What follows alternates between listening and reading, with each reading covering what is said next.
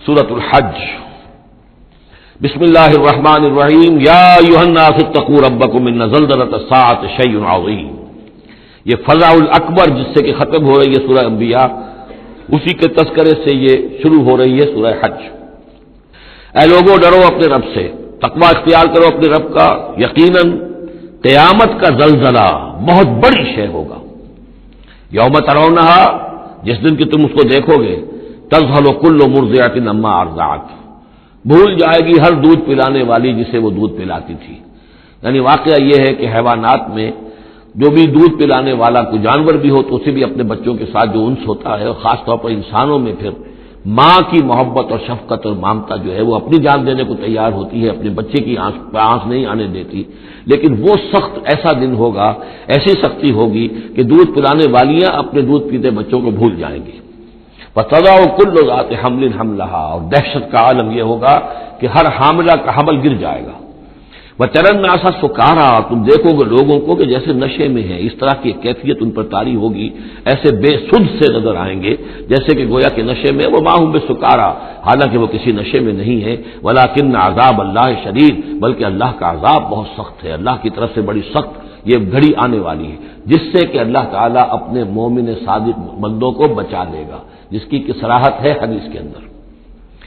وَمِنَ النَّاسِ مَن يُجَادِلُ فِي اللَّهِ بِغَيْرِ عِلْمٍ، لوگوں میں سے ایسے بھی ہیں جو اللہ کے بارے میں جھگڑتے ہیں، اللہ کی آیات کے بارے میں جھگڑتے ہیں، قرآن مجید کے احکام کے بارے میں جھگڑتے ہیں، جبکہ حال یہ ہے بغیر علم، نہ ان کے پاس کوئی علم ہے، وَيَتَّبِعُ كُلَّ شَيْطَانٍ مَرِيدٍ، اور وہ پیروی کر رہے ہوتے ہیں، صاف نظر آتا ہے کہ ہر سرکش شیطان کی پیروی کر رہے ہیں، ان کے عمل کو دیکھو تو مغرب کی نقالی کر رہے ہیں، ان کی ہر ایک چیز کی جو ہے انہوں نے اپنی زندگی میں اختیار کی ہوئی ہے، پورا جو ہے مغربی ان کے اوپر تہذیب کا غلبہ ہے، ساری اقدار، لیکن باتیں بڑھائیں گے قرآن کی طرف سے اور حدیث کی طرف سے، اور انکار حدیث ہے اور فلاں یہ ہے، اور قرآن کا تو نتیجہ یہ نکلتا ہے وہ نہیں نکلتا ہے، اور یہ اجتہاد کیا جانا چاہیے، اور قرآن مجید جو ہے یہ تو اب کتاب جو ہے بوسیدہ ہو گئی ہے، یہ باتیں بھی کہی گئی ہیں کہ کوئی ایسا بھی ہمارا جو نظام ہونا چاہیے اجتہاد کا جو قرآن مجید کو بھی اوور رول کر سکے۔ یہ باقاعدہ رائے موجود ہے کہ قرآن مجید میں بھی جو صریح احکام آئے ہیں وہ بھی ایک خاص قوم کے لیے، خاص وقت کے لیے تھے، یہ ہمیشہ کے لیے نہیں ہے۔ تو بڑے بڑے دانشور، بڑے بڑے جو اسکالرز ہیں، بڑی بڑی ڈگریاں ان کے پاس ہیں، میک گل سے لے کر آئے ڈگریاں۔ ڈاکٹر فضل الرحمان صاحب آئے تھے تو میک گل سے ڈگری لے کر آئے تھے، جنہوں نے وحی کے بارے میں کہا تھا کہ یہ حضور کا بھی کلام کہا جا سکتا ہے، اس کو اللہ کا بھی کلام کہا جا سکتا ہے، باقی فرشتے کی کوئی حیثیت نہیں ہے۔ یہ ساری باتیں ڈاکٹر فضل الرحمان کہنے والے تھے۔ یہودیوں سے آ کر ڈگریاں حاصل کی تھی انہوں نے، اور انہوں نے جو بھی بہت سے اور دانشور بہت سے موجود ہیں اس وقت دنیا میں کہ جو ویسے سمجھے جاتے ہیں کہ بہت وہ اسلامی اسکالرز ہیں، ٹاپ کے اسکالرز ہیں، وائٹ ہاؤس میں بھی انہیں طلب کیا جاتا ہے۔ یہ جو سید حسین نصر ہیں، ایرانی ایک ہے، اب وہ رہ گئے ہیں جن کا ڈنکا بج رہا ہے زیادہ، ورنہ پہلے یہ ہے کہ یہ دو تھے، سید حسین نصر بھی تھے اور ڈاکٹر فضل الرحمان بھی تھے پاکستان کے۔ لیکن وَمِنَ النَّاسِ مَن يُجَادِلُ فِي اللَّهِ بِغَيْرِ عِلْمٍ وَيَتَّبِعُ كُلَّ شَيْطَانٍ مَرِيدٍ كُتِبَ عَلَيْهِ، اس شیطان کے بارے میں تو یہ بات لکھ دی گئی ہے، طے کر دی گئی ہے، أَنَّهُ مَن تَوَلَّاهُ، کہ جو کوئی بھی اس کی دوستی اختیار کرے گا، فَأَنَّهُ يُضِلُّهُ، تو وہ اسے گمراہ کر کے رہے گا، وَيَهْدِيهِ إِلَىٰ عَذَابِ السَّعِيرِ، اور پہنچا کر رہے گا اسے اس جلانے والے دوزخ کے عذاب میں۔ یا ایھا الناس، اے لوگو، ان کنتم فی ریب من البعث، اگر تمہیں کوئی شک ہے کہ کیسے دوبارہ زندہ ہو جائیں گے، کیسے اٹھا لے گا اللہ تعالیٰ، کوئی تمہیں اشکال پیدا ہوتا ہے تو لو ہم تمہیں ایک مثال سے سمجھاتے ہیں۔ فَإِنَّا خَلَقْنَاكُم مِّن تُرَابٍ، سوچو ہم نے تمہیں مٹی سے پیدا کیا، اس لیے کہ باپ کے بھی جسم میں اگر نطفہ بنا ہے، منی بنی ہے، کہاں سے بنی ہے؟ غذا کہاں سے آئی تھی اس کی؟ ساری غذا تو مٹی سے آئی ہے، زمین سے آئی ہے، یہی سے آئی ہے، وہ منرلز ہیں، وہ سب کچھ ہے، گوشت کھایا ہے تو بکری نے جو کہاں سے غذا لی تھی؟ زمین سے لی تھی۔ تو تمہاری جو تخلیق ہے سب کی ابتدا میں جو ہے وہ مٹی سے ہے، من تراب ثم من نطفۃ، پھر وہ نطفے کی ایک شکل بنی، ثم من علقۃ، پھر تم ایک علقہ کی شکل میں تھے۔ اس علقہ کے بارے میں بعد میں عرض کروں گا، ابھی میں اس کا کوئی ترجمہ نہیں کر رہا، اس کا ترجمہ عام طور پر جمع ہوا خون کیا جاتا ہے، یہ ترجمہ صحیح نہیں ہے۔ ثم من مضغۃ، پھر یہ کہ وہ ایک لوتھڑے کی طرح تھا، گوشت کا ایک لوتھڑا سا تھا، مخلقۃ غیر مخلقۃ، پہلے اس پہ کوئی نشانات تھے ہی نہیں، پھر اس لوتھڑے کے اوپر نشانات آنے شروع ہوئے، معلوم ہوا کہ یہاں سے یہ بازو نکلیں گے، یہاں سے یہ ٹانگیں نکلیں گی، اسی کے اندر جو ہے یہ آثار شروع ہو گئے۔ لنبین لکم، تاکہ ہم تمہیں کھول کھول کر بیان کر دیں۔ یہ جو بھی سٹیجز ہیں کہ جو ایمبریونک جو سٹیجز ہیں اس میں واقعہ یہ کہ اس کے بارے میں کتھل مور کا میں قول آپ کو سنا چکا ہوں، جو تعارف قرآن کا میرا لیکچر تھا، کہ ان چیزوں کے بارے میں حیران اور ششدر ہیں جو اس وقت امبریولوجی کے سب سے بڑے ماہر ہیں، جن کی ٹیکسٹ بک سے دنیا کے اندر سب سے زیادہ مستند مانی جاتی ہے، کہ ہم حیران ہیں کہ یہ ساری چیزیں قرآن مجید نے کیسے کہی ہیں، اور یہ بالکل ایگزیکٹ جو ہے تعبیر ہے ان سٹیجز کی کہ جو رحم مادر میں انسانی جنین جن سٹیجز سے گزرتا ہے اس کی اس سے زیادہ صحیح تعبیر ہو نہیں سکتی۔ وَنُقِرُّ فِي الْأَرْحَامِ مَا نَشَاءُ، یہی مضمون چونکہ دوبارہ پھر آئے گا سورہ مومنون کے پہلے رکوع میں، تو میں وہاں اس کے بارے میں تفصیل سے کروں گا۔ اور ہم ٹھہرائے رکھتے ہیں رحموں میں جو ہم چاہتے ہیں، یعنی رحم کے اندر رحم مادر میں وہ حمل رہتا ہے، اب وہ حمل بیٹے کا ہوا ہے، بیٹی کا ہوا ہے، یا بیٹا یا بیٹی وہ ذہین ہے، فتین ہے، خوبصورت ہے، کیسی ہے، صحیح ہے، سالم ہے، وہ ہمارا فیصلہ ہے۔ نقر فی الارحام ما نشاء الی اجل مسمى، ہم ٹھہرائے رکھتے ہیں رحموں میں جو ہم چاہتے ہیں ایک وقت معین تک، ثم نخرجکم طفلا، پھر ہم تمہیں نکالتے ہیں اور تم چھوٹے سے بچے ہوتے ہو، ثم لتبلغوا اشدکم، پھر تم اپنی پوری جوانی کو پہنچتے ہو، قوت کو پہنچتے ہو، ومنکم من یتوفى، تم میں سے وہ بھی ہے کہ جو پہلے ہی ان کا انتقال ہو جاتا ہے، انہیں قبض کر لیا جاتا ہے، انہیں اللہ تعالیٰ لے جاتا ہے، ومنکم من یرد الی ارذل العمر، اور تم میں سے ایسے بھی ہوتے ہیں جو بڑی ہی نکمی ضعیفی کی عمر کو پہنچ جاتے ہیں، لکئی لا یعلم من بعد علم شیئا، کہ پھر وہ نہ جانے سب کچھ جاننے کے باوجود کچھ بھی۔ بڑھاپا آتا ہے تو ایسا آتا ہے، ڈیمنشیا بھی ہو جاتا ہے، ساری ذہنی صلاحیتیں ختم ہو جاتی ہیں، یادداشت ضائع ہو جاتی ہے،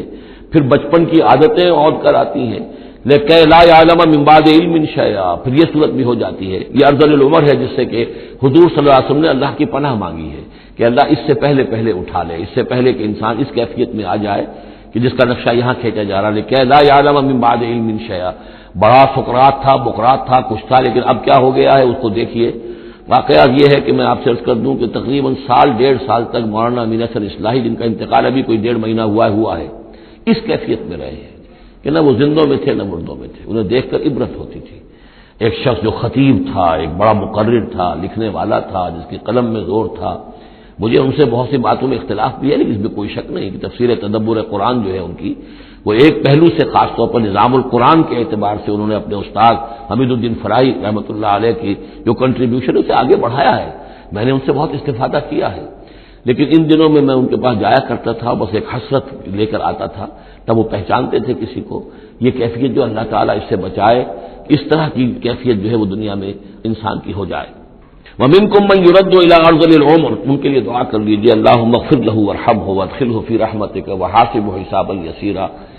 ان سے ایک بہت بڑی خطا ہوئی ہے، رجم کی سزا کے بارے میں میں سورہ نور میں عرض کروں گا، لیکن اللہ تعالیٰ تمام خطاؤں کو معاف فرمانے والا ہے۔ اللہم اغفر لہ وارحمہ وادخلہ فی رحمتک وحاسبہ حسابا یسیرا۔ اللہم نور مرقدہ واکرم منزلہ والحقہ بعبادک الصالحین، آمین یا رب العالمین۔ وَمِنْكُمْ مَنْ يُتَوَفَّى وَمِنْكُمْ مَنْ يُرَدُّ إِلَىٰ أَرْذَلِ الْعُمُرِ لِكَيْ لَا يَعْلَمَ مِنْ بَعْدِ عِلْمٍ شَيْئًا وَتَرَى الْأَرْضَ، اب ایک تو نقشہ کھینچا انسانی زندگی کا، اس مٹی سے چل کر تم کہاں سے کہاں پہنچ گئے، پھر فوت ہو کے پھر مٹی بن جاتے ہو۔ یہ جس کی یہ قدرت ہے، جس کی یہ خلاقی ہے، جو اس سارے نظام کو لے کر چل رہا ہے، تمہیں اس کے بارے میں کوئی شک ہے؟ اس کی قدرت کے بارے میں کوئی تمہیں یہ شبہ وارد ہو سکتا ہے کہ وہ دوبارہ پیدا نہیں کر سکتا؟ اچھا ایک اور مثال لے لو، وَتَرَى الْأَرْضَ حَامِدَةً، تم دیکھتے ہو زمین کو کہ پڑی ہوئی ہے، بے آب و گیا، خشک اور ویران، کئی زندگی کے آثار نہیں۔ فَإِذَا أَنزَلْنَا عَلَيْهَا الْمَاءَ اهْتَزَّتْ وَرَبَتْ، پھر جب ہم اس پر پانی برساتے ہیں تو وہ تازہ ہو جاتی ہے، اہتزاز، اور وہ اس میں جنبش ہو جاتی ہے، اہتزت یا تزو جو آیا، یہ لفظ پہلے ہم پڑھ چکے ہیں کہ جب حضرت موسیٰ کا عصا زمین پر انہوں نے رکھا تو وہ تو اب ہلنے لگا، حرکت کرنے لگا جیسے کہ سانپ حرکت کرتا ہے، تو زمین میں بھی حرکت پیدا ہو جاتی ہے، اس لیے کہ اب جو کونپلیں نکل رہی ہیں وہ حرکت کر رہی ہیں، وہ ادھر ادھر جو ہے جو پہلے زمین پڑی ہوئی تھی ساکن، صامت، ساکن، بے آب و گیا، خشک، لیکن اس کے بعد اہتزت، اس کے اندر ایک حرکت پیدا ہوتی ہے، وہ ربت، وہ ابھرتی ہے، گویا کہ جیسے وہ گھاس یا سبزہ اوپر اٹھ رہا ہے، اور جیسے کہ فصل، گویا کہ زمین اٹھ رہی ہے، وہ اٹھتی ہے، ابھرتی ہے، وَأَنبَتَتْ مِن كُلِّ زَوْجٍ بَهِيجٍ، اور ہر طرح کی قسم قسم کی تر و تازہ چیزیں جو ہے وہ اگا دیتی ہے زمین۔ تو ذرا سوچو، زمین مردہ تھی، اللہ نے زندہ کر دیا۔ تمہارا اپنا معاملہ یہ ہے کہ مٹی سے لے کر اور تمہارے ایک انسان پورے بننے تک، یہ پھر کیسے شک کرتے ہو؟ تمہیں اللہ تعالیٰ کی قدرت میں بھی کوئی شک نہیں ہونا چاہیے۔ یہ تمہاری زندگی کا سائیکل چل رہا ہے اور یہ نباتاتی سائیکل چل رہا ہے ساتھ کے ساتھ، یہ چند مہینے کا ہوتا ہے، یہ تمہارا جو ہے یہ 60 70 80 برس کا ہے، اس کے علاوہ تو کوئی فرق نہیں۔ ذالک بان اللہ هو الحق، یہ اس لیے ہے کہ اللہ تعالیٰ الحق ہے، اس کے حق ہونے میں، برحق ہونے میں کسی شک و شبے کی گنجائش نہیں۔ وانہ یحیی الموتیٰ، اور یہ کہ وہ مردہ کو زندہ کرتا ہے، مردہ کو زندہ کرے گا۔ زمین تمہارے سامنے مردہ پڑی ہوتی ہے اور زندہ ہو جاتی ہے۔ وانہ علی کل شیء قدیر، اور یہ کہ وہ تو ہر چیز پر قادر ہے۔ وان الساعۃ آتیۃ، اور یہ کہ قیامت آ کر رہنی ہے، لا ریب فیہا، اس میں کسی شک و شبے کی گنجائش نہیں۔ وان اللہ یبعث من فی القبور، اور یقیناً اللہ تعالیٰ اٹھائے گا ان کو جو قبروں کے اندر ہے، بعث بعد الموت ہو کر رہے گا۔ ومن الناس من یجادل فی اللہ بغیر علم ولا ھدی ولا کتاب منیر، اور لوگوں میں سے کچھ ایسے بھی ہیں جو اللہ کے بارے میں، اللہ کی باتوں کے بارے میں، اللہ کی صفات کے بارے میں، ذات خداوندی کے بارے میں جھگڑتے ہیں، بحثیں کرتے ہیں، نزاع کرتے ہیں، نہ ان کے پاس علم ہے، بغیر علم ولا ھدی، نہ کوئی ہدایت ہے، ولا کتاب منیر، نہ کوئی روشن کتاب ہے جس سے وہ رہنمائی لے رہے ہوں۔ ثانی عطفہ، وہ اپنی گردن کروٹ اپنی موڑ کر چل دیتا ہے، آیات سنتا ہے، اللہ کے کلام کو سنتا ہے، پھر ذرا وہ اپنی کمر کو موڑتا ہے، بل دیتا ہے، چل دیتا ہے، لیضل عن سبیل اللہ، تاکہ گمراہ کرے لوگوں کو اللہ کے راستے سے۔ لہو فی الدنیا خزی، اس کے لیے دنیا کی زندگی میں بھی رسوائی ہے، ونذیقہ یوم القیامت عذاب الحریق، اور قیامت کے دن ہم اسے جلانے والے عذاب کا مزہ چکھائیں گے۔ ذالک بما قدمت یداک، اور یہ سب کچھ ہے تیرے اپنے دونوں ہاتھوں کے کرتوتوں کی وجہ سے، جو بھیجا ہے تیرے دونوں ہاتھوں نے، بما قدمت یداک، وان اللہ لیس بظلام للعبید، اور یقیناً اللہ تعالیٰ تو اپنے بندوں پر ظلم کرنے والا نہیں ہے۔ ومن الناس من یعبد اللہ علی حرف فإن أصابه خیر اطمأن به وإن أصابته فتنة انقلب على وجهه خسر الدنيا والآخرة ذلك هو الخسران المبين، لوگوں میں سے کچھ ایسے بھی ہیں جو اللہ تعالیٰ کی بندگی کرتے ہیں کنارے کنارے، بچ بچ کر۔ یہ وہ روگ جس کو کہا گیا فی قلوبہم مرض، جن کے دلوں میں روگ ہوتا ہے۔ ایک وہ لوگ ہوتے ہیں کہ حق کو قبول کیا، پھر ہر کے بعد منجدھار میں پھر وہ چھلانگ لگاتے ہیں، ہر کے بعد ماں کشتی درا بنداختے، ہم نے حق کو قبول کیا، اس کشتی کو ہم نے پانی میں ڈال دیا ہے، اب یہ کشتی تیرے گی تو ہم تیریں گے، یہ ڈوبتی ہے تو ہم ڈوبنے کے لیے تیار ہیں۔ ایک وہ ہے جو چاہتے بھی ہیں حق کے ساتھ چلنا، لیکن کنارے کنارے گہرے پانی میں نہیں جانا چاہتے، خطرات موڑ نہیں دینا چاہتے، اپنے لیے جان اور مال جو ہے اس کو بچا بچا کر، جو اقبال نے کہا تو بچا بچا کے نہ رکھ اسے، تیرا آئینہ ہے وہ آئینہ کہ شکست ہو تو عزیز تر ہے نگاہ آئینہ ساز میں۔ لیکن یہ کچھ لوگ بچ بچ کر چلنا چاہتے ہیں، کوئی گردن نہ پہنچ جائے، کوئی نقصان نہ ہو جائے، کوئی ہمیں قربانی نہ دینی پڑے۔ ومن الناس من یعبد اللہ علی حرف، کنارے ساتھ، فإن أصابه خیر اطمأن به، اگر خیر آئے تو مطمئن رہیں گے، بڑے عمدہ رہیں گے۔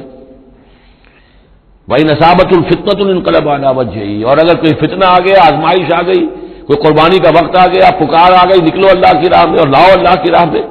تو وہ اپنے چہروں کے بل اوندھے گر جاتے ہیں۔ خسرت دنیا والآخرہ، یہ خسارہ ہے، یہ گھاٹا ہے، یہ نقصان ہے دنیا اور آخرت دونوں کا۔ ذالک هو الخسران المبین، اور یہ بہت ہی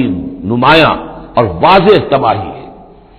ایک بات عرض کرنی رہ گئی ہے کہ سورہ حج کے بارے میں بعض جگہ آپ نے دیکھا ہوگا لکھا ہوا کہ یہ اس کو مدنی بھی مانا گیا ہے، لیکن یہ واقعہ ہے کہ اس سورہ مبارکہ کے اندر بعض آیات ایسی ہیں کہ جو یا تو مدنی ہیں، اور بعض آیات کے بارے میں مجھے پھر وہ ایک قول مل گیا تھا حبر الامہ حضرت عبداللہ ابن عباس رضی اللہ تعالی عنہما کا، وہ میں بعد میں انشاءاللہ وہ کل ہم پڑھیں گے۔ وہ آیات نازل ہوئی ہیں اثناء سفر ہجرت میں۔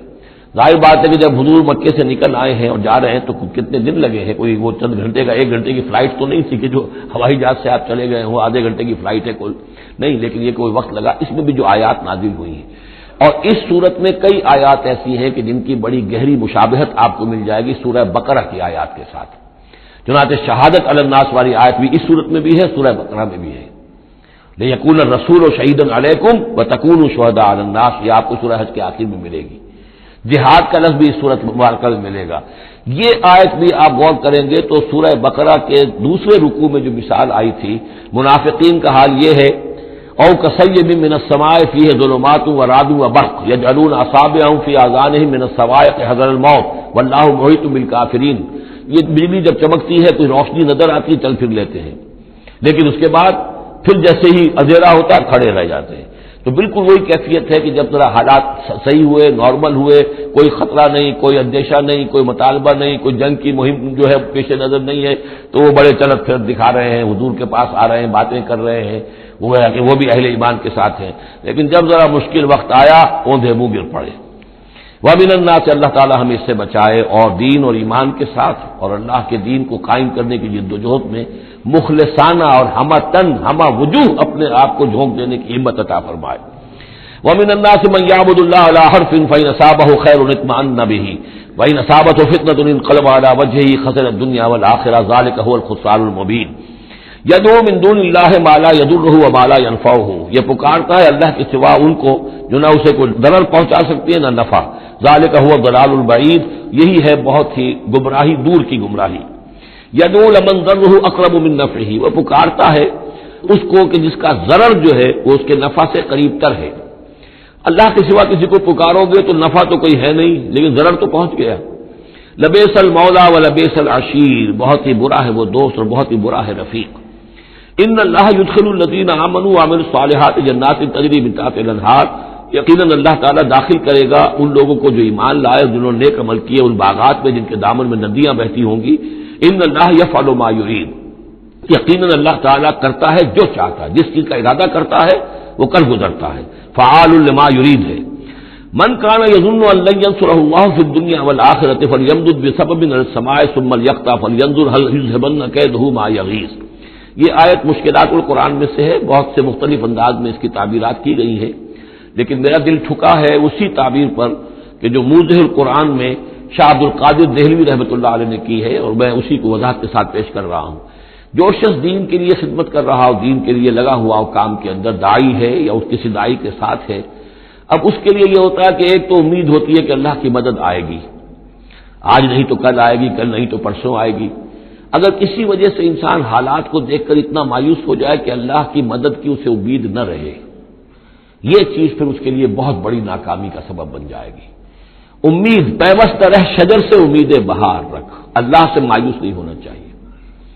نہ لا تقنطوا من رحمت اللہ، ٹھیک ہے دیر ہو جائے کوئی حرج نہیں، لیکن یہ کہ یہ اللہ کی مدد آئے گی، اللہ جو ہے نصرت فرمائے گا، اللہ تعالیٰ ہماری مدد کرے گا۔ والذین جاہدوا فینا لنہدینہم سبلنا، جو لوگ ہماری راہ میں محنت کریں گے، جد و جہد کریں گے، ہم لازماً انہیں اپنے راستے دکھائیں گے۔ یہ اللہ کا پختہ وعدہ ہے، ان وعدوں پر یقین رکھنا چاہیے۔ لا انک لا تخلف المیعاد، اے اللہ ہمیں یہ اندیشہ نہیں ہے کہ تو اپنا وعدہ پورا نہیں کرے گا، خلاف کرے گا، ہاں ہمیں اندیشہ ہوتا ہے کہ ہم تیرے وعدوں کے مصداق بن سکیں گے یا نہیں، ان کا مصداق بننے کی شرائط پوری کر سکیں گے کہ نہیں۔ یہ کیفیت بندے کی رہنی چاہیے، اللہ تعالیٰ کی مدد سے اور اللہ تعالیٰ کی نصرت سے مایوس کبھی نہیں ہونا چاہیے۔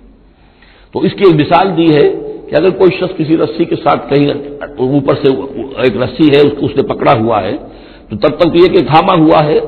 یہ اللہ تعالیٰ کے ساتھ ہے نا، حبل اللہ، یہ قرآن جو ہے القرآن حبل اللہ ممدود من السماء الی الارض، اسی طرح امید اللہ سے رکھنا، رجا رکھنا، یہ بھی گویا کہ ایک مانوی رسی ہے کہ جو اللہ تعالیٰ کے ساتھ ہمیں جوڑے ہوئے ہیں۔ جب تک یہ رسی رہے گی ہمیں سہارا رہے گا، جب یہ رسی کاٹ دیں گے ہم، وہ امید منقطع کر دیں گے، تو سوائے اس کے کیا ہوگا کہ زمین پر اوندھے منہ گر جائیں گے۔ من کان یظن ان لن ینصرہ اللہ فی الدنیا والآخرہ، جس شخص کا یہ گمان ہو جائے کہ اللہ ہرگز مدد نہیں کرے گا اس کی دنیا میں اور نہ آخرت میں، فلیمدد بسبب من السماء، اسے چاہیے کہ ذرا ایک رسی آسمان کی طرف تانے، ثم لیقطع، پھر کاٹ دے، اسے توڑ دے، فلینظر هل یذهبن کیدہ ما یغیظ، پھر دیکھے کہ اس سے اس کا جو غصہ ہے اندر کا، اس میں جو مایوسی کی آگ جل رہی ہے اس میں کوئی کمی ہوئی۔ جب تک وہ رسی ہے کچھ نہ کچھ امید تو رہے گی، تو اس امید جو ہے اللہ پر اور اللہ کی نصرت اور اللہ کے وعدوں پر جو یقین ہے اس کو برقرار رکھو، یہ تمہیں سہارا دے گی۔ وَكَذَلِكَ أَنزَلْنَاهُ آيَاتٍ بَيِّنَاتٍ، اسی طرح ہم نے اتارا ہے اس قرآن کو روشن اور کھلی باتوں کی شکل میں۔ وَأَنَّ اللَّهَ يَهْدِي مَن يُرِيدُ، اور اللہ تعالیٰ ہدایت دیتا ہے جس کو چاہتا ہے، یا اللہ تعالیٰ ہدایت دیتا ہے جو چاہتا ہے کہ اس کو ہدایت ملے۔ ان الذین آمنوا والذین ہادوا والصابئین والنصارى، یقیناً وہ لوگ جو مسلمان ہیں، ایمان لائے ہیں محمد پر صلی اللہ علیہ وسلم، والذین ہادوا، اور جو یہودی ہوئے، والصابئین، اور جو صابی ہیں، والنصارى، اور جو یہ عیسائی ہیں، والمجوس، اور مجوس ہیں ایرانی، والذین اشرکوا، اور جن لوگوں نے شرک کی روش اختیار کی، ان اللہ یفصل بینہم یوم القیامہ، یقیناً اللہ فیصلہ کرے گا ان کے مابین قیامت کے دن، ان اللہ علی کل شیء شہید، یقیناً اللہ تعالیٰ ہر چیز پر خود گواہ ہے، ہر چیز اس کے سامنے نگاہوں میں موجود ہے۔ الم تری ان اللہ یسجد لہ من فی السماوات ومن فی الارض، یہ آیت بڑی عجیب ہے اس اعتبار سے کہ اس میں آپ تصور کریں گے تو اوپر سے نیچے کی طرف آ رہا ہے۔ کیا تم نے دیکھا نہیں اللہ کے سامنے سربہ سجود ہے ہر وہ شے جو آسمان میں ہے اور وہ ہر سب وہ چیزیں جو زمین میں ہیں، وہ تمام مخلوقات جو آسمان میں ہے اور وہ تمام مخلوقات جو زمین میں ہے، والشمس ہو اور سورج بھی سربہ سجود ہے، والقمر ہو اور چاند بھی، والنجوم ہو اور تارے بھی، پھر نیچے اتریے والجبال ہو اور پہاڑ، زمین پر سب سے اونچی چیزیں پہاڑ ہیں، والشجر ہو اور درخت، والدواب اور یہ تمام جو بھی چوپائے چل رہے ہیں زمین کے اوپر حیوانات، وکثیر من الناس اور لوگوں میں سے بھی بہت سے، لوگوں میں سے تفریق ہے کہ کچھ باغی ہو گئے ہیں، باقی تو یہ ساری مخلوقات اللہ کے قانون کی پابند ہے، قانون تکوینی کے اندر ہے، یہ اللہ کی بندگی کر رہی ہے، یہ سجدے میں ہے، ہر شے اللہ کے سامنے سربہ سجود ہے۔ ہاں انسانوں کے اندر بغاوت بھی ہے، انسانوں میں سے کچھ لوگ وہ ہیں کہ جنہوں نے سورج کو پوجنا شروع کر دیا، سورج اللہ کو پوج رہا ہے اور وہ سورج کو پوج رہے ہیں، چاند کو پوجنا شروع کر دیا، درختوں کو پوجنا شروع کر دیا، جانوروں کو پوجنا شروع کر دیا، یہاں تک کہ اعضائے تناسل کو پوجنا شروع کر دیا۔ ہندوؤں کے اندر تو یہ بھی ہے، یہ پوجا ہوتی ہے۔ تو یہ ہے ان لوگوں کی گراوٹ۔ انسانوں میں سے اللہ تعالیٰ جس کو ہدایت دے دیتا ہے، معرفت حاصل ہو جاتی، پھر وہ اسی کے سامنے سربہ سجود ہوتے ہیں۔ وَكَثِيرٌ حَقَّ عَلَيْهِ الْعَذَابُ، لیکن بہت سے ایسے ہیں کہ جو عذاب الہی کے مستحق ہو جاتے ہیں۔ وَمَن يُهِنِ اللَّهُ فَمَا لَهُ مِن مُكْرِمٍ، اور جنہیں اللہ تعالیٰ ہی رسوا کر دے، ذلیل کر دے، اب اس کو عزت دینے والا کوئی نہیں ہے۔ جنہوں نے اپنے آپ کو ذلیل کیا، مخلوقات کے سامنے جھک گئے، انہوں نے ان کو اپنا معبود بنا لیا، جبکہ اللہ تعالیٰ کے سامنے سب ساری کی ساری مخلوقات جو ہے وہ تو اللہ کی بندگی میں ہے، اور اللہ نے تو اسے بنایا تھا خلیفۃ اللہ فی الارض، اسے مقام یہ عطا کیا تھا، مسجود ملائک بنایا تھا۔ اب جو اپنی اس تمام عظمت سے خود ہی مستعفی ہو گیا اور وہ مخلوقات کے سامنے جھک رہا ہے، فما لہ من مکرم، تو پھر اسے اب اس کا اکرام کرنے والا اور اسے عزت دینے والا کوئی نہیں۔ ان اللہ یفعل ما یشاء، یقیناً اللہ کرتا ہے جو چاہتا ہے۔ آیت سجدہ ہے، سجدہ کر دیجیے۔ ھذان خصمان اختصموا فی ربہم، یہ دو گروہ ہیں ایک دوسرے کے مقابل میں جو اپنے رب کے بارے میں جھگڑ رہے ہیں۔ ایک وہ ہے جو ایمان لے آئے ہیں۔ اب جیسا کہ میں نے عرض کیا یہ صورت ہے مکی، لیکن اس میں کچھ آیات شامل ہیں، یہ بھی ہو سکتا ہے کہ مدنی ہو، یہ بھی ہو سکتا ہے کہ اثناء سفر ہجرت میں نازل ہوئی، لیکن بحیثیت مجموعی یہ ہے تقریباً آخری دور کی، آخری زمانے کی صورت، اسی لیے سورہ بقرہ سے اس کی مشابہت ہے بعض پہلوؤں سے۔ ھذان خصمان، اب ظاہر بات ہے مکے میں دو گروہ بالکل نمایاں ہو چکے تھے، ایک وہ جو حضور پر ایمان لائے اور ایک وہ کہ جو اڑے ہوئے ہیں۔ اختصموا فی ربہم، یہ اپنے رب کے بارے میں جھگڑ پڑے ہیں۔ فالذین کفروا، تو جو اللہ سے کفر کر رہے ہیں، انکار کر رہے ہیں، قطعت لہم ثیاب من نار، ان کے کپڑے کاٹے جائیں گے، بنائے جائیں گے، جیسے درزی جو ہے پہلے وہ کترتا بیوتتا ہے پھر سیتا ہے، تو ان کے لیے جو بنائے جائیں گے کپڑے وہ آگ کے ہوں گے۔ قطعت لہم ثیاب من نار، بیوتے جائیں گے، قطع کیے جائیں گے ان کے لیے کپڑے آگ کے۔ یصب من فوق رؤوسہم الحمیم، ان کے سروں کے اوپر کھولتے ہوئے پانی کے تریڑے دیے جائیں گے۔ یسحر بہ ما فی بطونہم والجلود، جس سے کہ ان کی کھالیں بھی جھلس جائیں گی اور جو کچھ ان کے پیٹوں کے اندر ہوگا وہ بھی جھلس جائے گا۔ وَلَهُم مَّقَامِعُ مِنْ حَدِيدٍ، اور پھر ان کے لیے لوہے کے وہ ہتھوڑے ہوں گے کہ جو ان کے سروں پر پڑیں گے۔ كُلَّمَا أَرَادُوا أَن يَخْرُجُوا مِنْهَا، جب بھی وہ چاہیں گے کہ وہاں سے نکل جائیں، من غم کے مارے، اعیدوا فیہا، انہیں پکڑ کر دوبارہ پھر اسی میں ڈال دیا جائے گا۔ وذوقوا عذاب الحریق، اور چکھو مزہ اس جلانے والے عذاب کا۔ تم نے اللہ کا انکار کیا، تم نے محمد کی نفی کی، تم نے ان کو ماننے سے انکار کیا۔ اس کے برعکس ان اللہ يدخل الذین آمنوا وعملوا الصالحات، یقیناً اللہ داخل کرے گا ان لوگوں کو جو ایمان لائے جنہوں نے نیک عمل کیے، جنات تجری من تحتها الانہار، ان باغات میں جن کے نیچے ندیاں بہتی ہوں گی، یحلون فیہا من اساور من ذهب ولؤلؤا، پہنائے جائیں گے انہیں کنگن سونے کے اور موتی، ولباسہم فیہا حریر، اور ان کی پوشاک جو ہوگی وہاں پر ریشم کی ہوگی۔ دنیا میں ریشم مردوں پر حرام ہے، وہاں ریشم جو ہے اسی کا لباس ہوگا، باریک ریشم کے اوپر کا لباس اور گاڑھے ریشم کا جو ہے نیچے کا لباس ہوگا۔ وَهُدُوا إِلَى الطَّيِّبِ مِنَ الْقَوْلِ، اور ان کو تو رہنمائی کر دی گئی ہے بہترین بات کی طرف۔ بہترین بات کیا ہے؟ کلمہ طیبہ لا الہ الا اللہ محمد رسول اللہ، یا سبحان اللہ والحمد للہ ولا الہ الا اللہ واللہ اکبر ولا حول ولا قوۃ الا باللہ ہدوا الی الطیب من القول، انہیں ہدایت دے دی گئی ہے من القول، اچھی بات، بہترین کلمہ طیبہ کی، وہدوا الی صراط الحمید، اور ان کو تو ہدایت دے دی گئی ہے سیدھی اور اللہ کی تعریفوں والے کے راستے کی طرف، کہ وہ سیدھے اس راستے پہ بڑھتے ہوئے اللہ تعالیٰ کی رحمت میں فراح و ریحان و جنت النعیم کے اندر پہنچ جائیں گے۔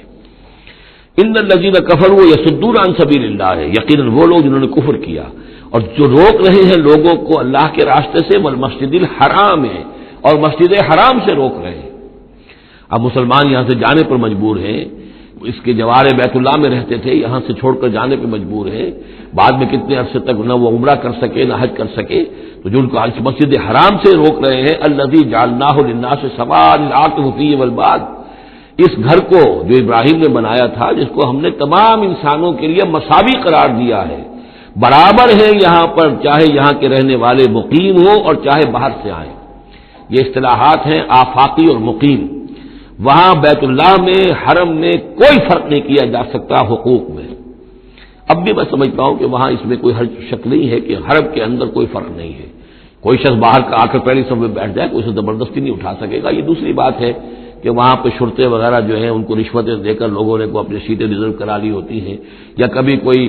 جو وی آئی پی آنے والے ہوتے ہیں ان کے لیے وہ خالی کرتے ہیں، لیکن عام طور پر یہی ہے، آپ جس جگہ جا کر بیٹھ جائیں، کوئی یہ نہیں کہہ سکتا کہ میں یہاں کا رہنے والا ہوں، مکی ہوں، میں یہاں میں بیٹھوں گا تم یہاں سے اٹھو، سواء العاکف فیہ والباد، برابر ہے وہاں کے رہنے والے مقیم بھی اور وہ لوگ بھی کہ جو باہر سے آتے ہیں، آفاقی ہیں۔ وَمَن يُرِدْ فِيهِ بِإِلْحَادٍ بِظُلْمٍ، اور جو کوئی بھی اس میں بیت اللہ میں کوئی الحاد کی کوشش کرے گا، اللہ تعالیٰ کے سیدھے راستے سے ہٹانے کی لوگوں کو، اور اس میں کجی پیدا کرنے کی کوشش کرے گا شرارت نفس کی بنا پر، نُذِقْهُ مِنْ عَذَابٍ أَلِيمٍ، اس سے ہم مزہ چکھائیں گے دردناک عذاب کا۔ وَإِذْ بَوَّأْنَا، یہ دو رکوع ہے ابھی سورہ مبارکہ کے، حج کے مناسک کا کچھ ذکر ہے یہاں پر، خاص طور پر قربانی کا خاص طور پر ذکر ہے۔ سورہ بقرہ کے دو رکوع 24واں 25واں، اس میں بھی حج کے مناسک آ چکے ہیں، لیکن وہاں پر اصل قربانی کا ذکر نہیں تھا، وہ تو صرف یہ ہے کہ وہ دم جو دینا پڑتا ہے اگر کسی وجہ سے سر منڈانا پڑ گیا ہے قبل از وقت، اور یا اسی طریقے سے تمتع اگر کیا ہے تو اس کا وہ دم شکر کا ہے وغیرہ وغیرہ، لیکن یہاں پر جو دو، ایک قربانی اور ایک طواف، ان دو کا جو ہے ذکر ہو رہا ہے خاص طور پر یہاں۔ وَإِذْ بَوَّأْنَا لِإِبْرَاهِيمَ مَكَانَ الْبَيْتِ، اور جب ہم نے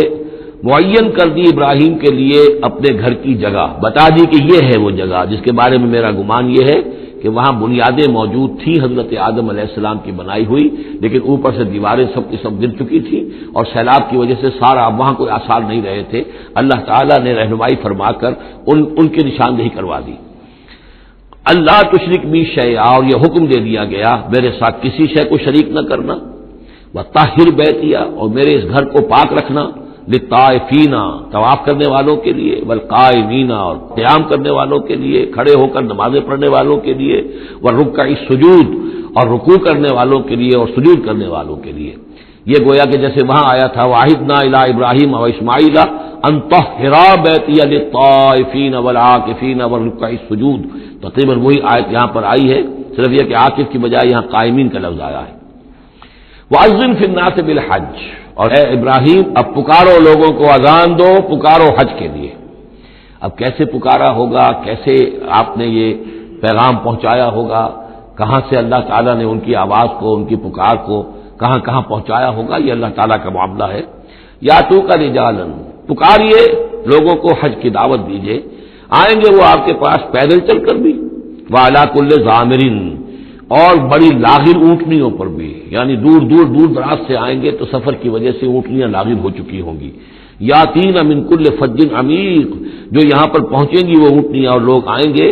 بڑی دور دراز کی راہوں سے، دور دراز کی، یہ فج کہتے ہیں پہاڑوں کے درمیان کے راستے کو، چونکہ یہ سارا پہاڑی علاقہ ہے تو نہ معلوم کہاں کہاں سے گہری وادیوں میں سے ہو کر لوگ جو ہیں پہنچتے ہیں۔ لیشہدوا منافع لہم، تاکہ یہ آئیں حاضر ہوں ان جگہوں پر کہ جو ان کے لیے منفعت کی جگہیں ہیں۔ وَيَذْكُرُوا اسْمَ اللَّهِ فِي أَيَّامٍ مَّعْلُومَاتٍ، اور اللہ کا نام لے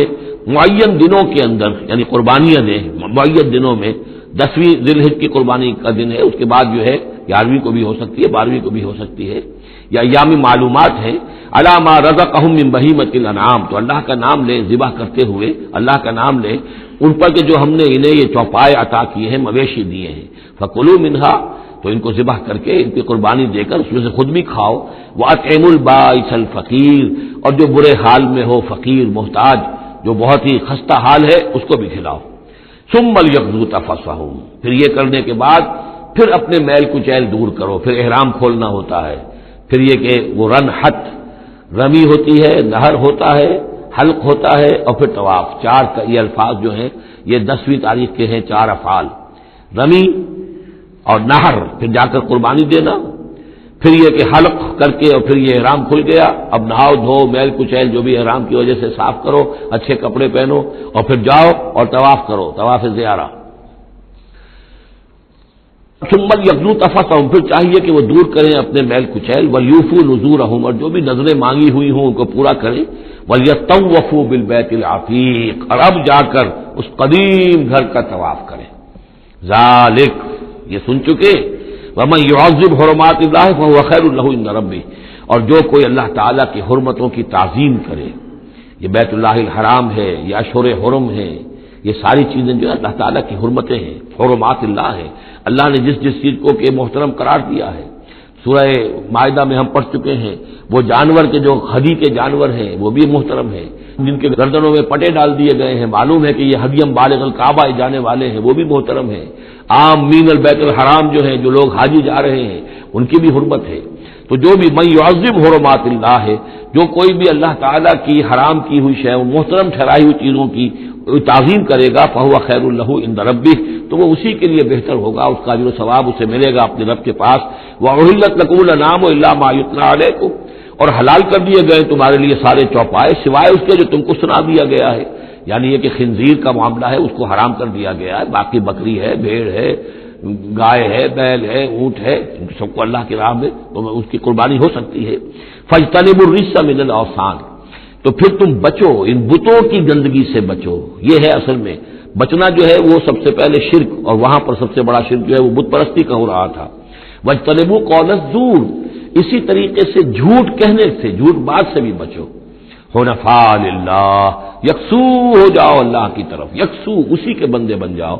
غیر مشرکین بہ، اس حال میں کہ اس کے ساتھ کسی بھی اعتبار سے شرک نہ ہو، کسی پہلو سے، کسی اعتبار سے، ذات میں، صفات میں، حقوق میں، اختیارات میں، کہیں بھی کوئی شرک کا شائبہ نہ آنے پائے، ومن یشرک باللہ، اور جو کوئی اللہ کے ساتھ شرک کرے گا، فکأنما خر من السماء، تو وہ تو ایسے ہے جیسے وہ رسی کٹ گئی اور اب وہ زمین کے اوپر گر پڑا، زمین کی طرف جا رہا ہے آسمان سے، کوئی شخص ہے جو آسمان سے کسی بلند چیز سے کسی رسی کے ساتھ لٹکا ہوا ہے، وہاں سے گر گیا یا رسی کٹ گئی، اب جو گر رہا ہے فکأنما خر من السماء فتخطفه الطير، اب یا تو یہ کہ وہ جو پرندے ہیں وہ اسے اچک کر لے جائیں، کوئی باز آئے اور پکڑ کر لے جائے، کوئی اور ہو، جو بھی یہ بڑے بڑے جانور ہوتے ہیں کہ جو شکار کرتے ہیں پرندوں کا، تخطفه الطير، پرندے اس کو اڑا کر لے جائیں، اور تہوی بہ الريح، یا یہ کہ پھر ہوا ان کو لے جا کر گرائے فی مکان صحیح، کسی دور کی جگہ میں کوئی ہوا جو ہے دھوکہ اس کو لے جائے اور کسی کھائی میں جا کر گرا دے، یہ معاملہ ہے اس شخص کا جو اللہ کے ساتھ شرک کرتا ہے، اس کے پاس کوئی سہارا نہیں رہا، اب توحید والا جو ہے وہ ایک سہارے پر قائم ہے، قول ثابت بالحیات الدنیا، یہ جو ہم ثبات عطا کرتے ہیں اہل ایمان کو، بالقول ثابت بالحیات الدنیا، دنیا کی زندگی میں، ذالک، یہ تم نے سن لیا، یہ احکام تم نے سن لیے، ومن یعظم شعائر اللہ، پھر سن لو جو اللہ کے شاعر کی تعظیم کرے گا، فإنہا من تقوی القلوب، تو یقیناً یہ دلوں کے تقوی کی بات ہے، ان تمام چیزوں کی ہم پڑھ چکے ہیں سورہ بقرہ میں، ان الصفا والمروۃ من شعائر اللہ، بیت اللہ شعیرہ ہے اور وہ مقام ابراہیم شعیرہ ہے، صفا اور مروہ جو ہے شعیرہ ہے، شعیر وہ چیز ہے کہ جس سے اللہ تعالیٰ کی بندگی کا شعور پیدا ہو، ان کے ساتھ وہ چیزیں وابستہ ہیں، وہ تاریخ ان کی ہے کہ جس کے حوالے سے پھر یہ کہ اللہ تعالیٰ کا شعور جو ہے انسان کے اندر پیدا ہوتا ہے، اس کی ذات کا، صفات کا، لکم فیہا منافع الی اجل مسمى، یہ جو جانور ہیں قربانی کے تمہارے لیے ان میں نفع ہے ایک اجل مسمى تک، یعنی یہ نہیں ہے کہ قربانی کا جانور ہے تو اس کے اوپر سواری نہیں کر سکتے، سواری کر سکتے ہو، قربانی کا جانور ہے تو اس کا دودھ پی سکتے ہو، اگر وہ گائے ہے درمیان میں اگر کوئی دودھ ہے یا بکری ہے لے کے جا رہے ہو تو اس کا دودھ پی سکتے ہو، منافع الی اجل مسمى، ایک وقت معین تک کے لیے، ثم محلها الی بیت العتیق، پھر ان کا جو اصل مقام ہے جہاں انہیں لے جا کر پیش کر دینا ہے وہ ہے بیت العتیق، یعنی اللہ کا گھر۔ اللہ کا گھر کا جو منہر ہے پھر اس کو وسیع کر کے، اور بنا کی وادی میں ایک بہت بڑی جگہ ہے، ورنہ اس سے پہلے جو ہے یہ مروہ کی جو پہاڑی ہے، صفا اور مروہ کے پاس جو ہے یہ قربان گاہ تھی۔ مروہ ہی سے وہ وادی شروع ہو جاتی ہے کہ جس پر کچھ آگے چل کر وہ بنا کا پورا آتا ہے، اب یہ منہر جو ہے وہ ادھر ایکسٹینڈ کر دیا گیا ہے۔ وَلِكُلِّ أُمَّةٍ جَعَلْنَا مَنسَكًا، اور ہم نے ہر امت کے لیے ایک قربانی کا نظام مقرر کیا، لِيَذْكُرُوا اسْمَ اللَّهِ عَلَىٰ مَا رَزَقَهُم مِّن بَهِيمَةِ الْأَنْعَامِ، تاکہ وہ اللہ کا نام لیا کریں ان مویشیوں پر کہ جو ہم نے انہیں عطا فرمائے ہیں۔ فَإِلَٰهُكُمْ إِلَٰهٌ وَاحِدٌ، تو جان لو تمہارا الہ ایک ہی اللہ ہے، واحد۔ فَلَهُ أَسْلِمُوا، اس کے سامنے سر تسلیم خم کرو، اس کی اطاعت قبول کرو۔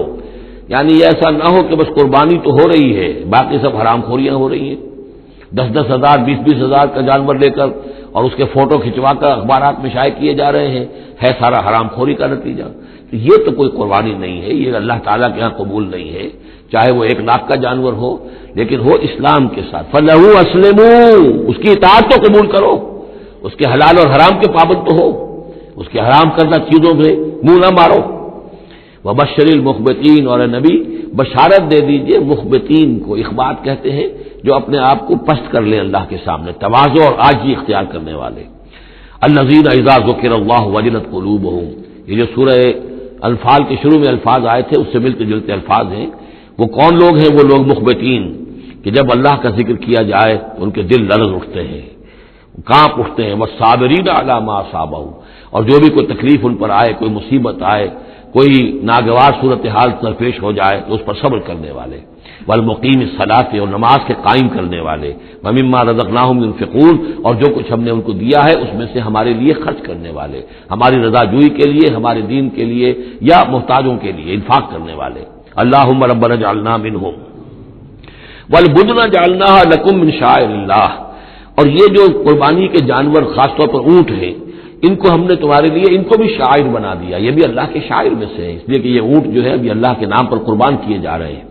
لکم فیہا خیر، تمہارے لیے ان میں خیر ہے، بھلائی ہے۔ ظاہر بات ہے کہ ان کا بھی گوشت تم کھا سکو گے اور غریبوں کو کھلا سکو گے، لیکن یہ کہ ہے وہ شاعر اللہ، اس لیے کہ وہ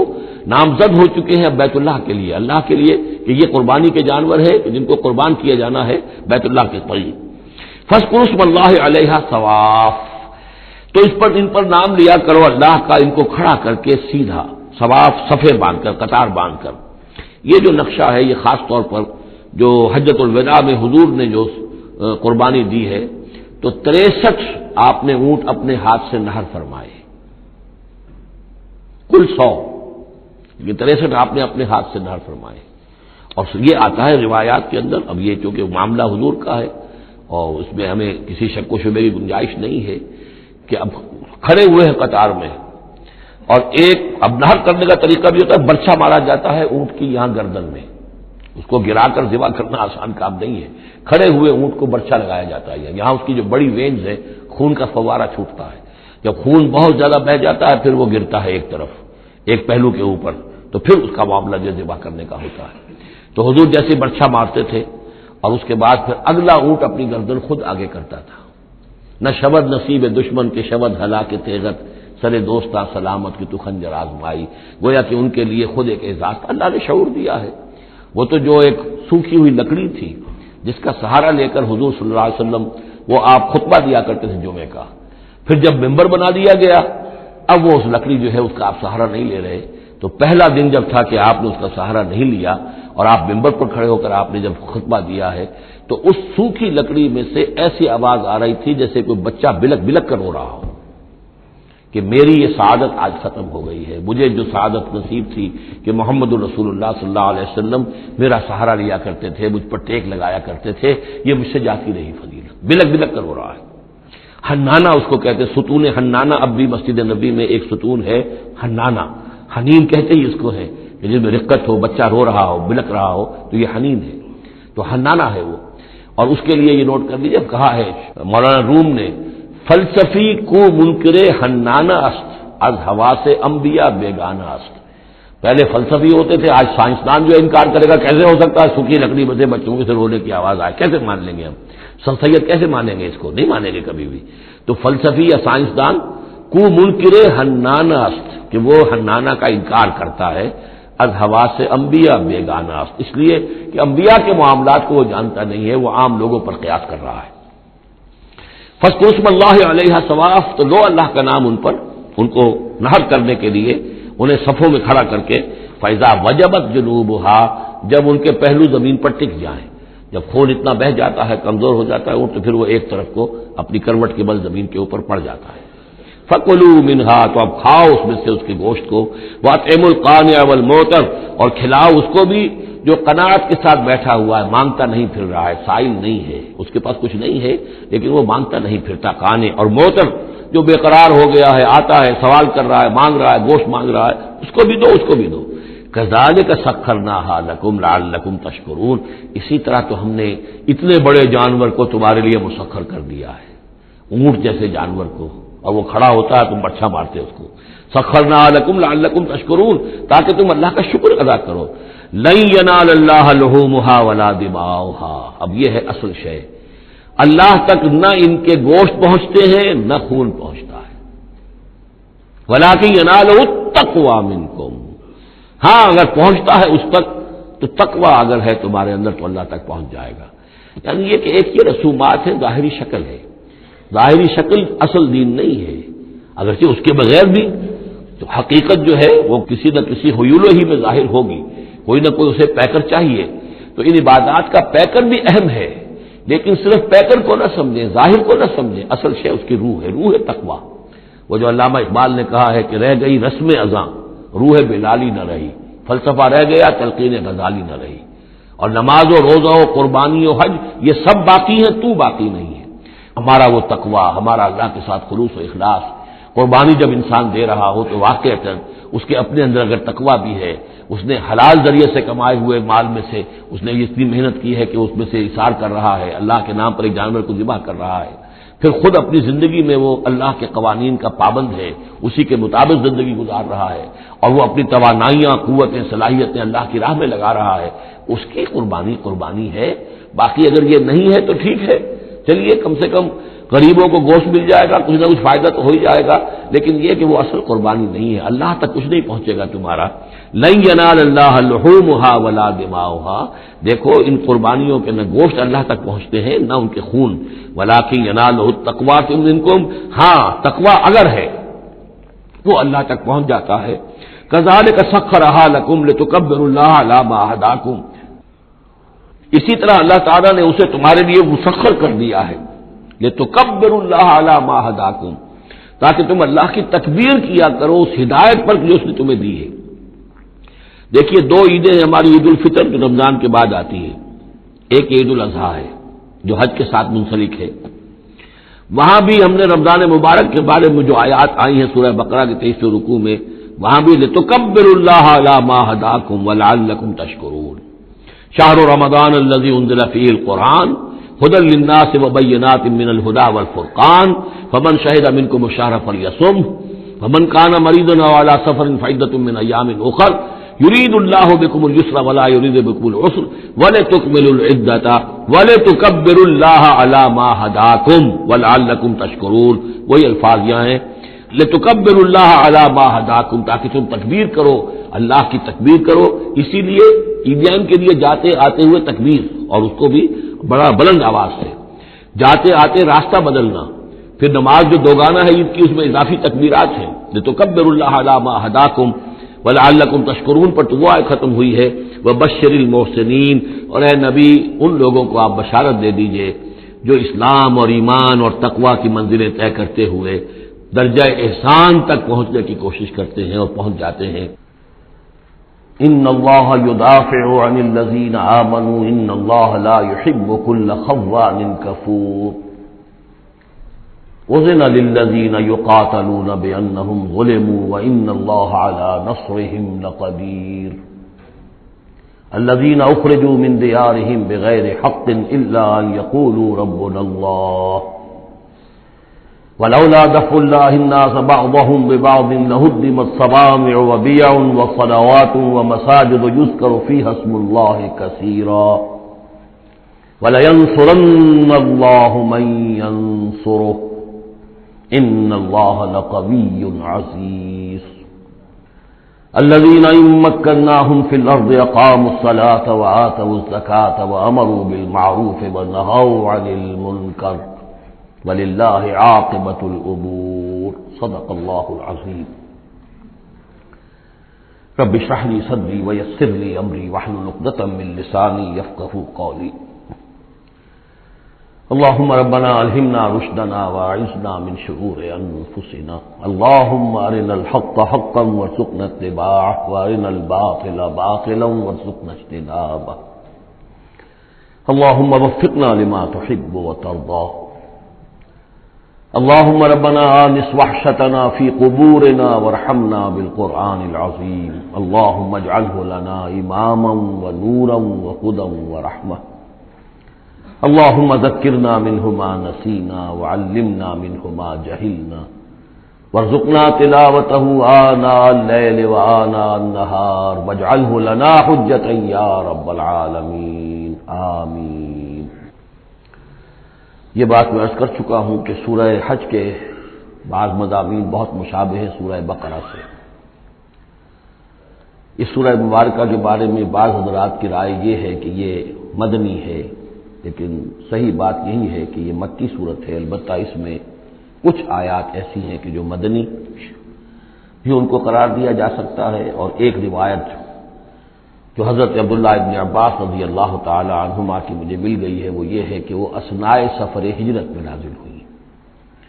اور اس وقت ہمیں اب انہی آیات کا مطالعہ کرنا ہے۔ یہ آیات یوں سمجھیے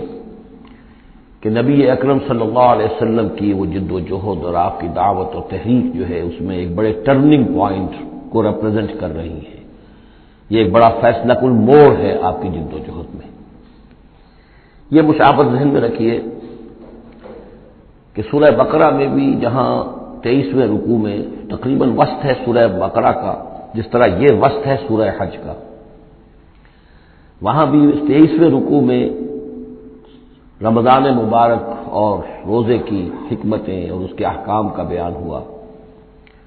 24ویں رکوع سے قتال فی سبیل اللہ اور اس کے ساتھ ہی حج کے دو جو رکوع ہیں مناسک حج پر مشتمل ہیں۔ یہاں پر بھی آپ دیکھیے کہ مناسک حج پر 2 رکوع مشتمل تھے اور اس کے فوراً بعد قتال کی بات ہو رہی ہے۔ بڑا گہرا ربط ہے ان دونوں کے اندر، اس لیے کہ قتال فی سبیل اللہ کا جو سب سے پہلا ہدف تھا وہ یہی تھا کہ توحید کا مرکز کعبۃ اللہ جو اصل میں خدا واحد کی عبادت کے لیے بنایا گیا تھا، اس وقت وہ مشرکین کے تسلط میں ہے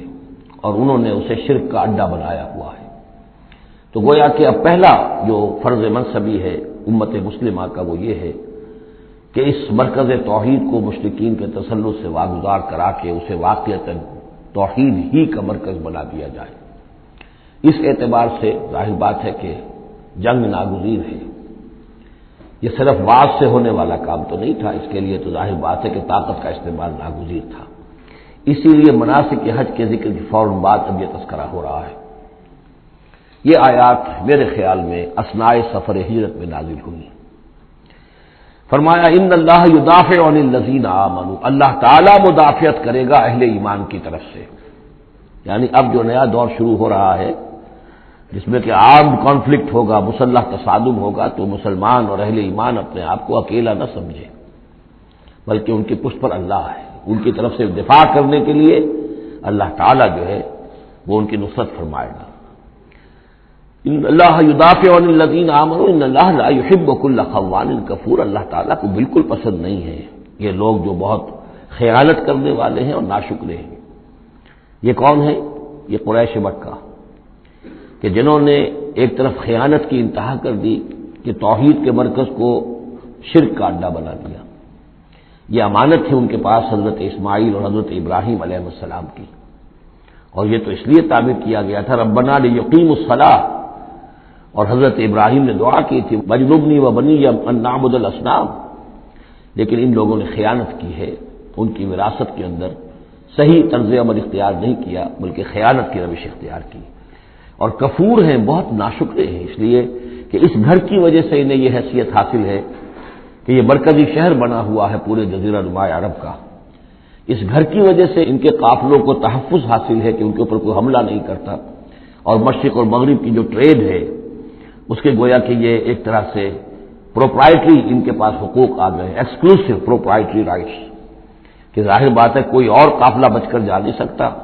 قبائلی ریڈ سے اور حملے سے اور لوٹ مار سے، اور قریش کے قافلے کے اوپر کوئی حملہ کر نہیں سکتا، اسے کوئی چھو نہیں سکتا۔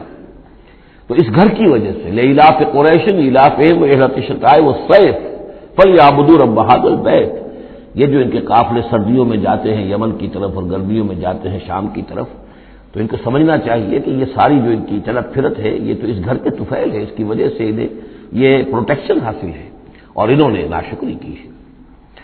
تو اذن للذین یقاتلون بانہم ظلموا، اب اجازت دی جا رہی ہے ان لوگوں کو جن پر کہ جنگ ٹھوس لی گئی ہے، یعنی جو صورتحال پیدا کر دی گئی ہے کہ انہیں گھروں سے نکال دیا گیا، ہجرت پر مجبور کر دیا گیا، انہیں ستایا گیا، سال ہا سال سے ان پر پرسیکیوشن ہو رہی ہے، ٹارچر کیا جا رہا ہے۔ ابھی تک تو اللہ تعالیٰ نے ان کو ہاتھ روکے رکھنے کا حکم دیا ہوا تھا، کفوا ایدیکم، چاہے وہ براہ راست وہی جلی کی شکل میں قرآن میں آیت نہیں آئی تھی، لیکن حضور کے ذریعے سے اللہ تعالیٰ کا یہ حکم لوگوں تک پہنچ چکا تھا کہ خواہ کچھ بھی ہو جائے، تمہارے ٹکڑے اڑا دیے جائیں، تمہیں زندہ بھون دیا جائے، کباب بنا دیا جائے، تب بھی تم ہاتھ نہیں اٹھاؤ گے۔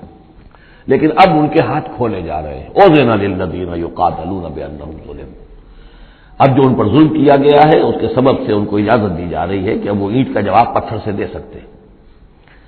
وَإِنَّ اللَّهَ عَلَىٰ نَصْرِهِمْ لَقَدِيرٌ، اور دوبارہ پھر تاکید کے ساتھ کہہ دیا کہ ان کو اپنے آپ کو اکیلے نہ سمجھے، یقیناً اللہ تعالیٰ ان کی نصرت پر قادر ہے،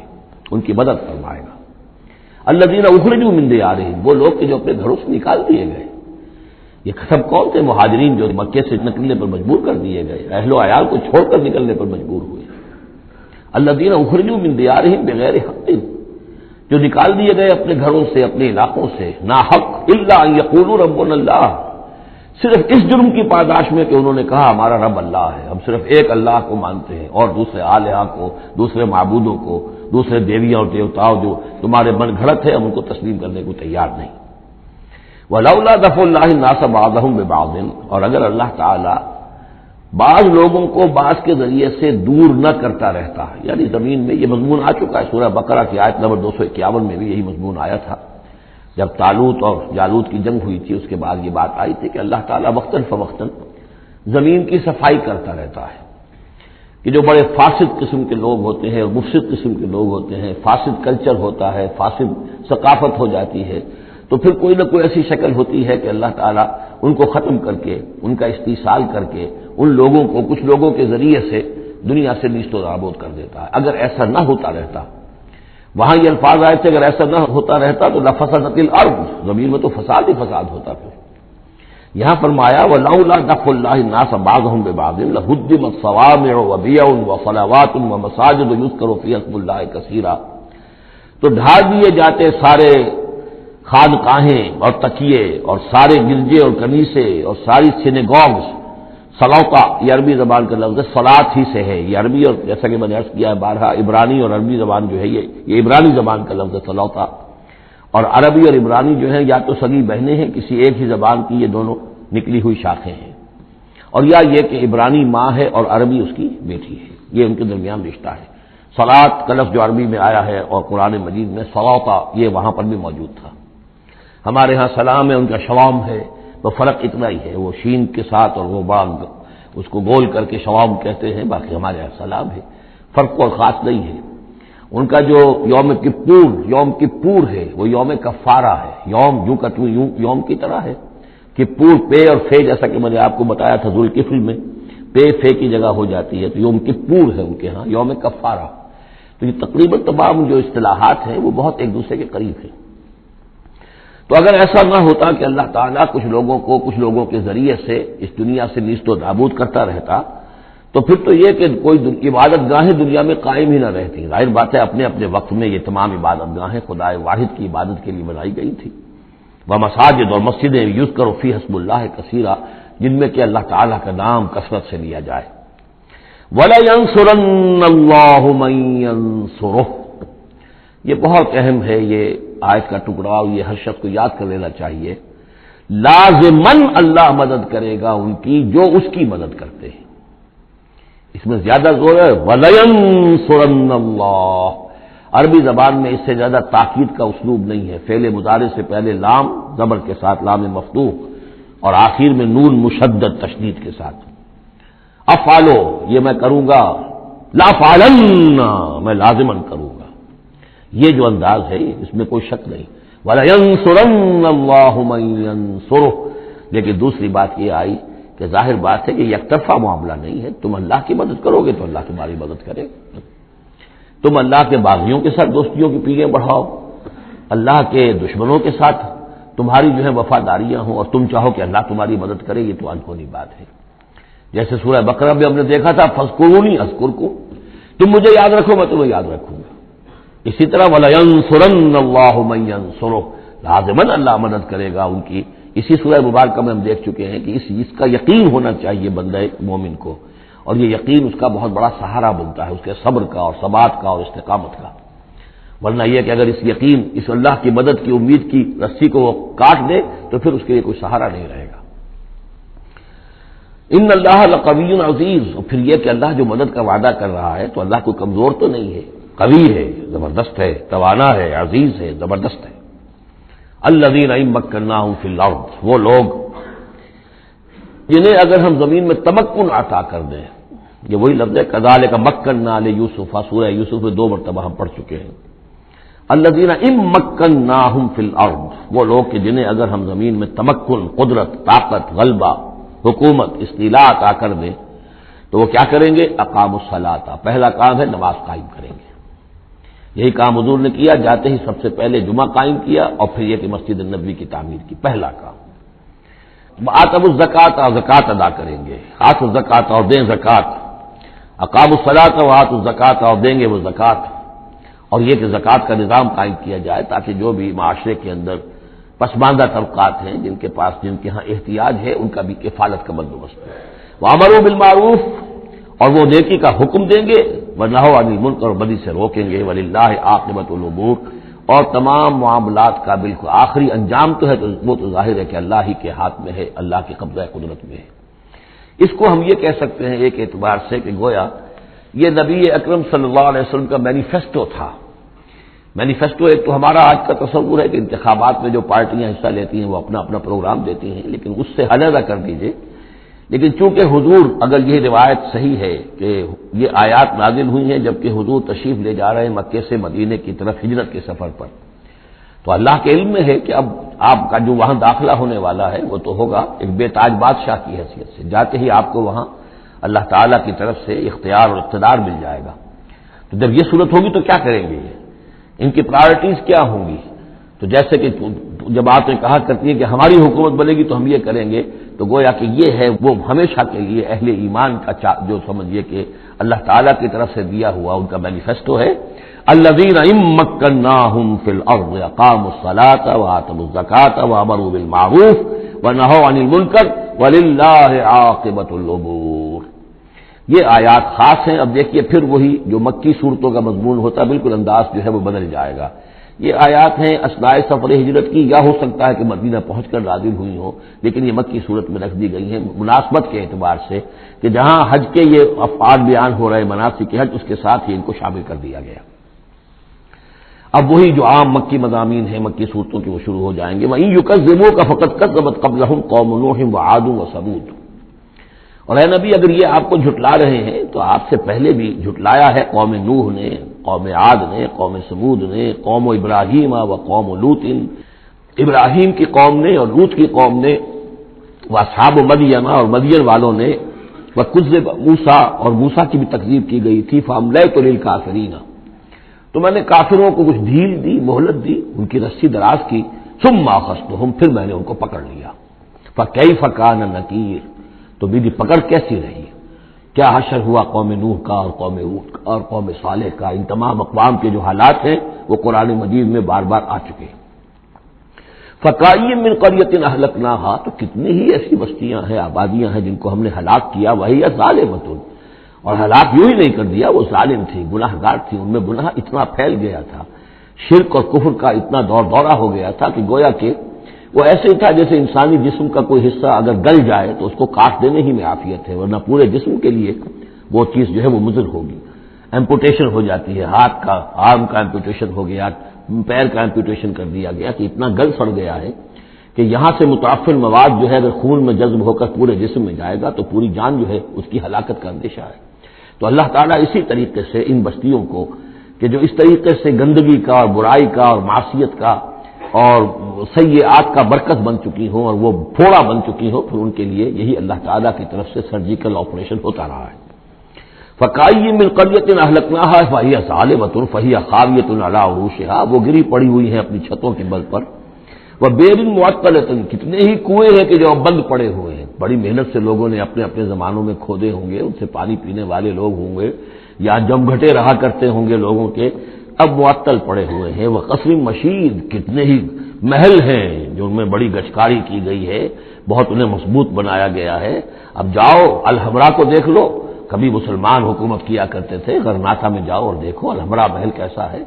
جاؤ اور قرطبہ کی مسجد کو دیکھو کہ جہاں کوئی سجدہ کرنے والا نہیں ہے، کسی کو سجدے کی اجازت نہیں ہے۔ افلم یسیروا فی الارض،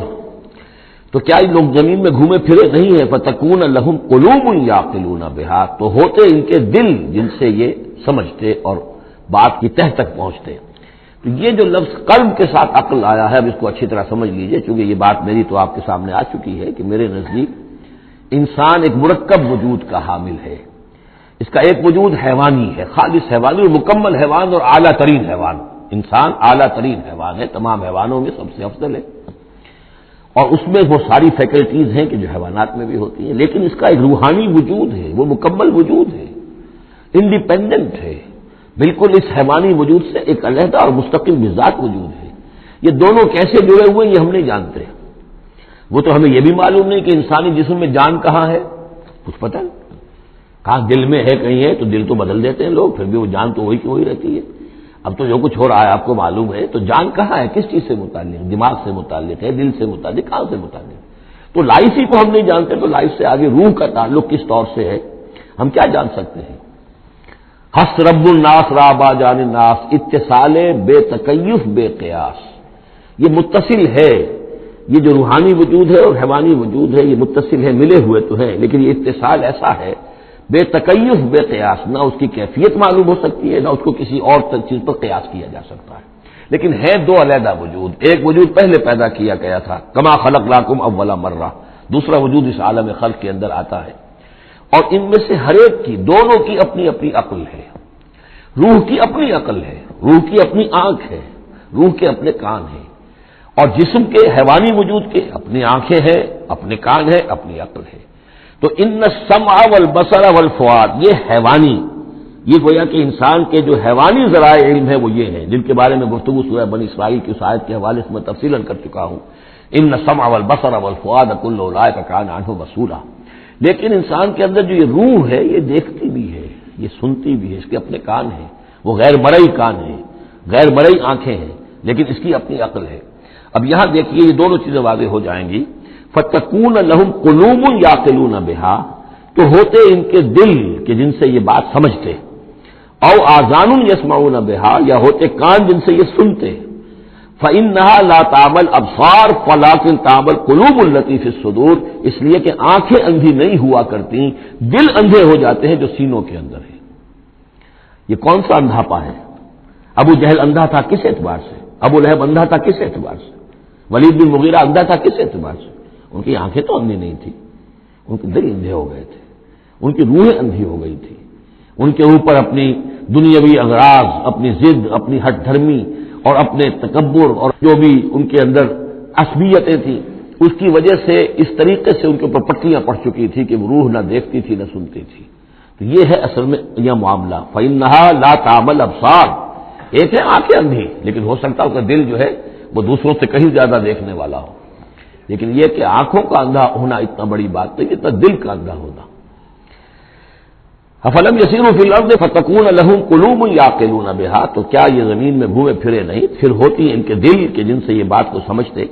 او آذان یسمعون بہا، یا ہوتے کان، روح کے کان کہ جن سے یہ سنتے، دیدن دیگر آموز سنیدن دیگر آموز، اس لیے کہ ظاہر بات ہے بستیوں کو تو وہ دیکھتے تھے، کتا بھی دیکھ رہا ہے کہ کار آ رہی ہے، اسے بچنا ہے، وہ بھی اپنی جان بچاتا ہے، انسان نے بھی دیکھ لیا اور وہ بھی جان بچانے کے لیے ایک طرف ہو گیا، تو کوئی بڑا فرق نہیں۔ یہ حیوانی جو دیکھنا ہے وہ تو دیکھنا ہے، لیکن انسان کا دیکھنا کچھ اور ہے۔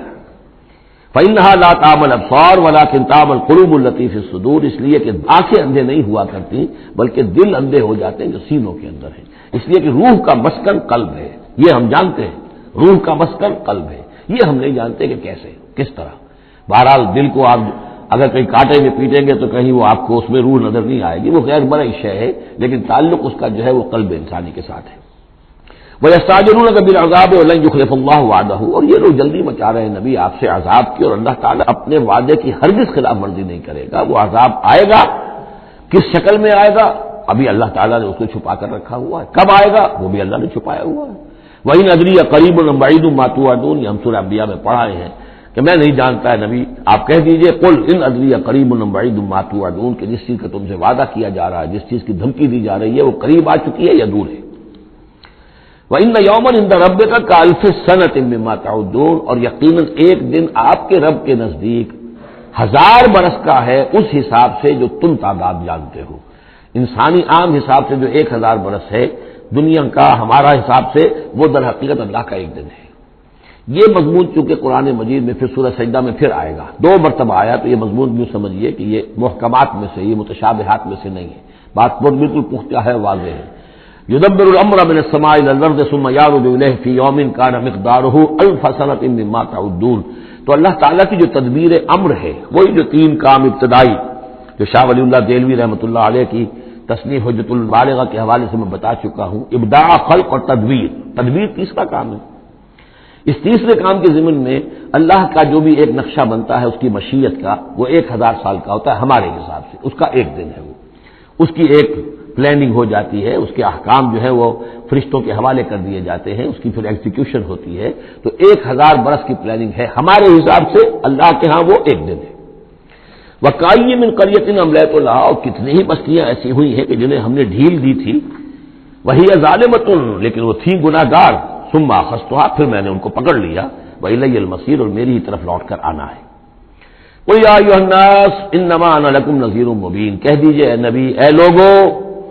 میں ہوں ایک خبردار کرنے والا، صاف صاف تمہارے لیے خبردار کرنے والا آیا ہوں، ڈرانے والا آیا ہوں، بتا دینے والا ہوں کہ یہ مراحل زندگی کے آنے والے ہیں۔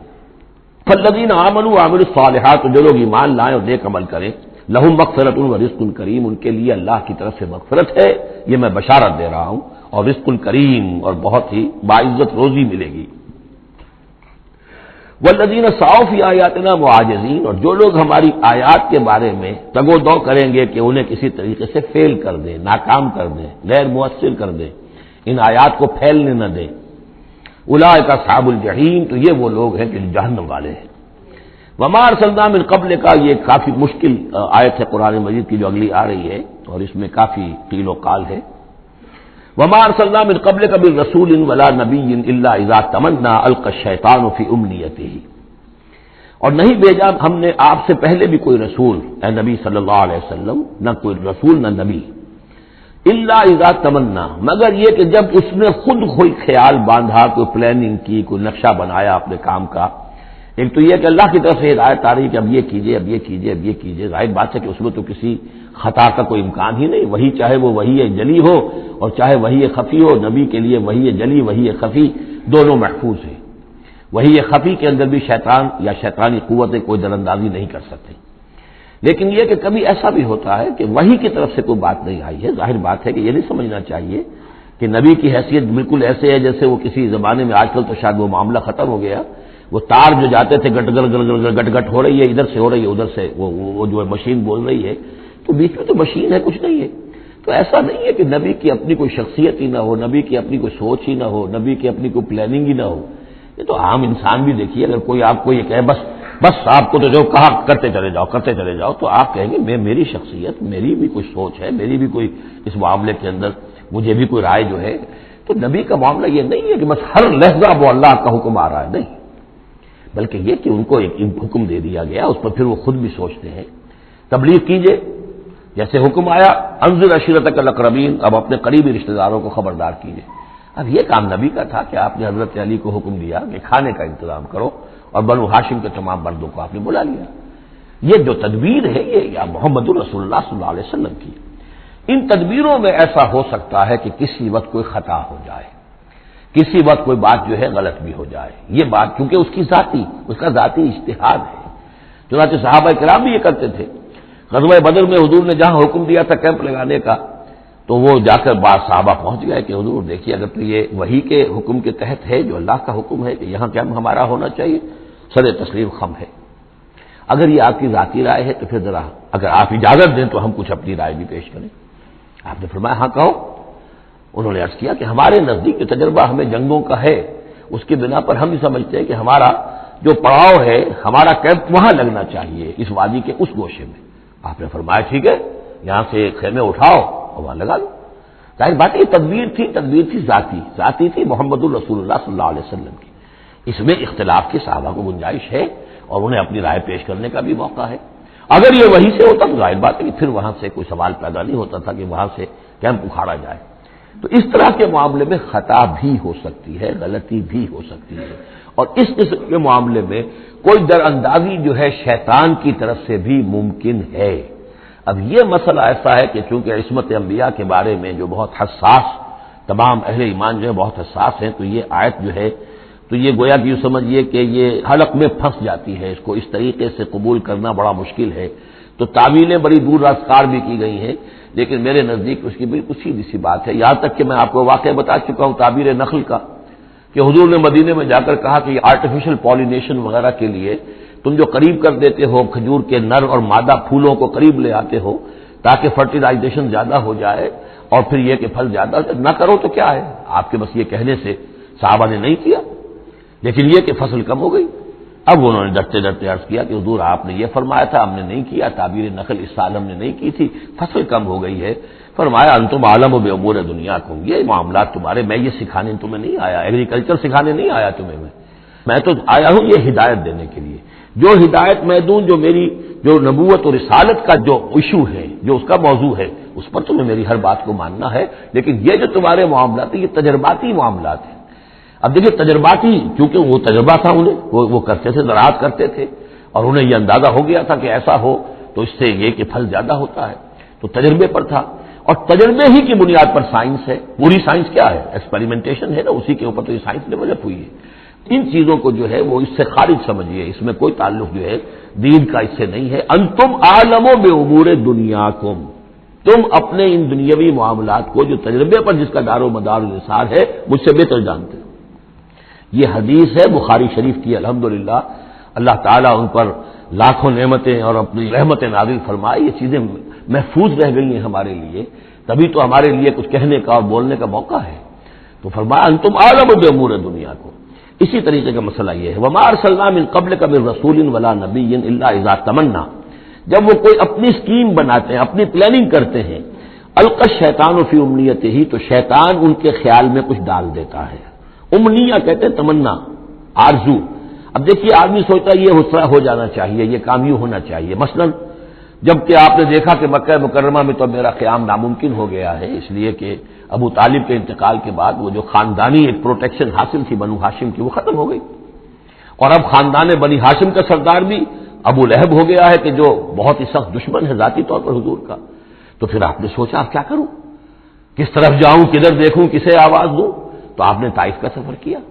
لیکن یہ کہ وہاں پہ آپ جو ہے ناکام وہاں سے آنا پڑا، وہاں کوئی آپ کو ریسپانس نہیں ملی، بلکہ زندگی کا سخت ترین دن جو ہے حضرت عائشہ صدیقہ رضی اللہ تعالیٰ عنہ کی روایت موجود ہے، ان کے ہوش کے دوران تو سمجھیے کہ غزوہ احد کا دن سخت ترین تھا، تو انہوں نے کبھی پوچھ لیا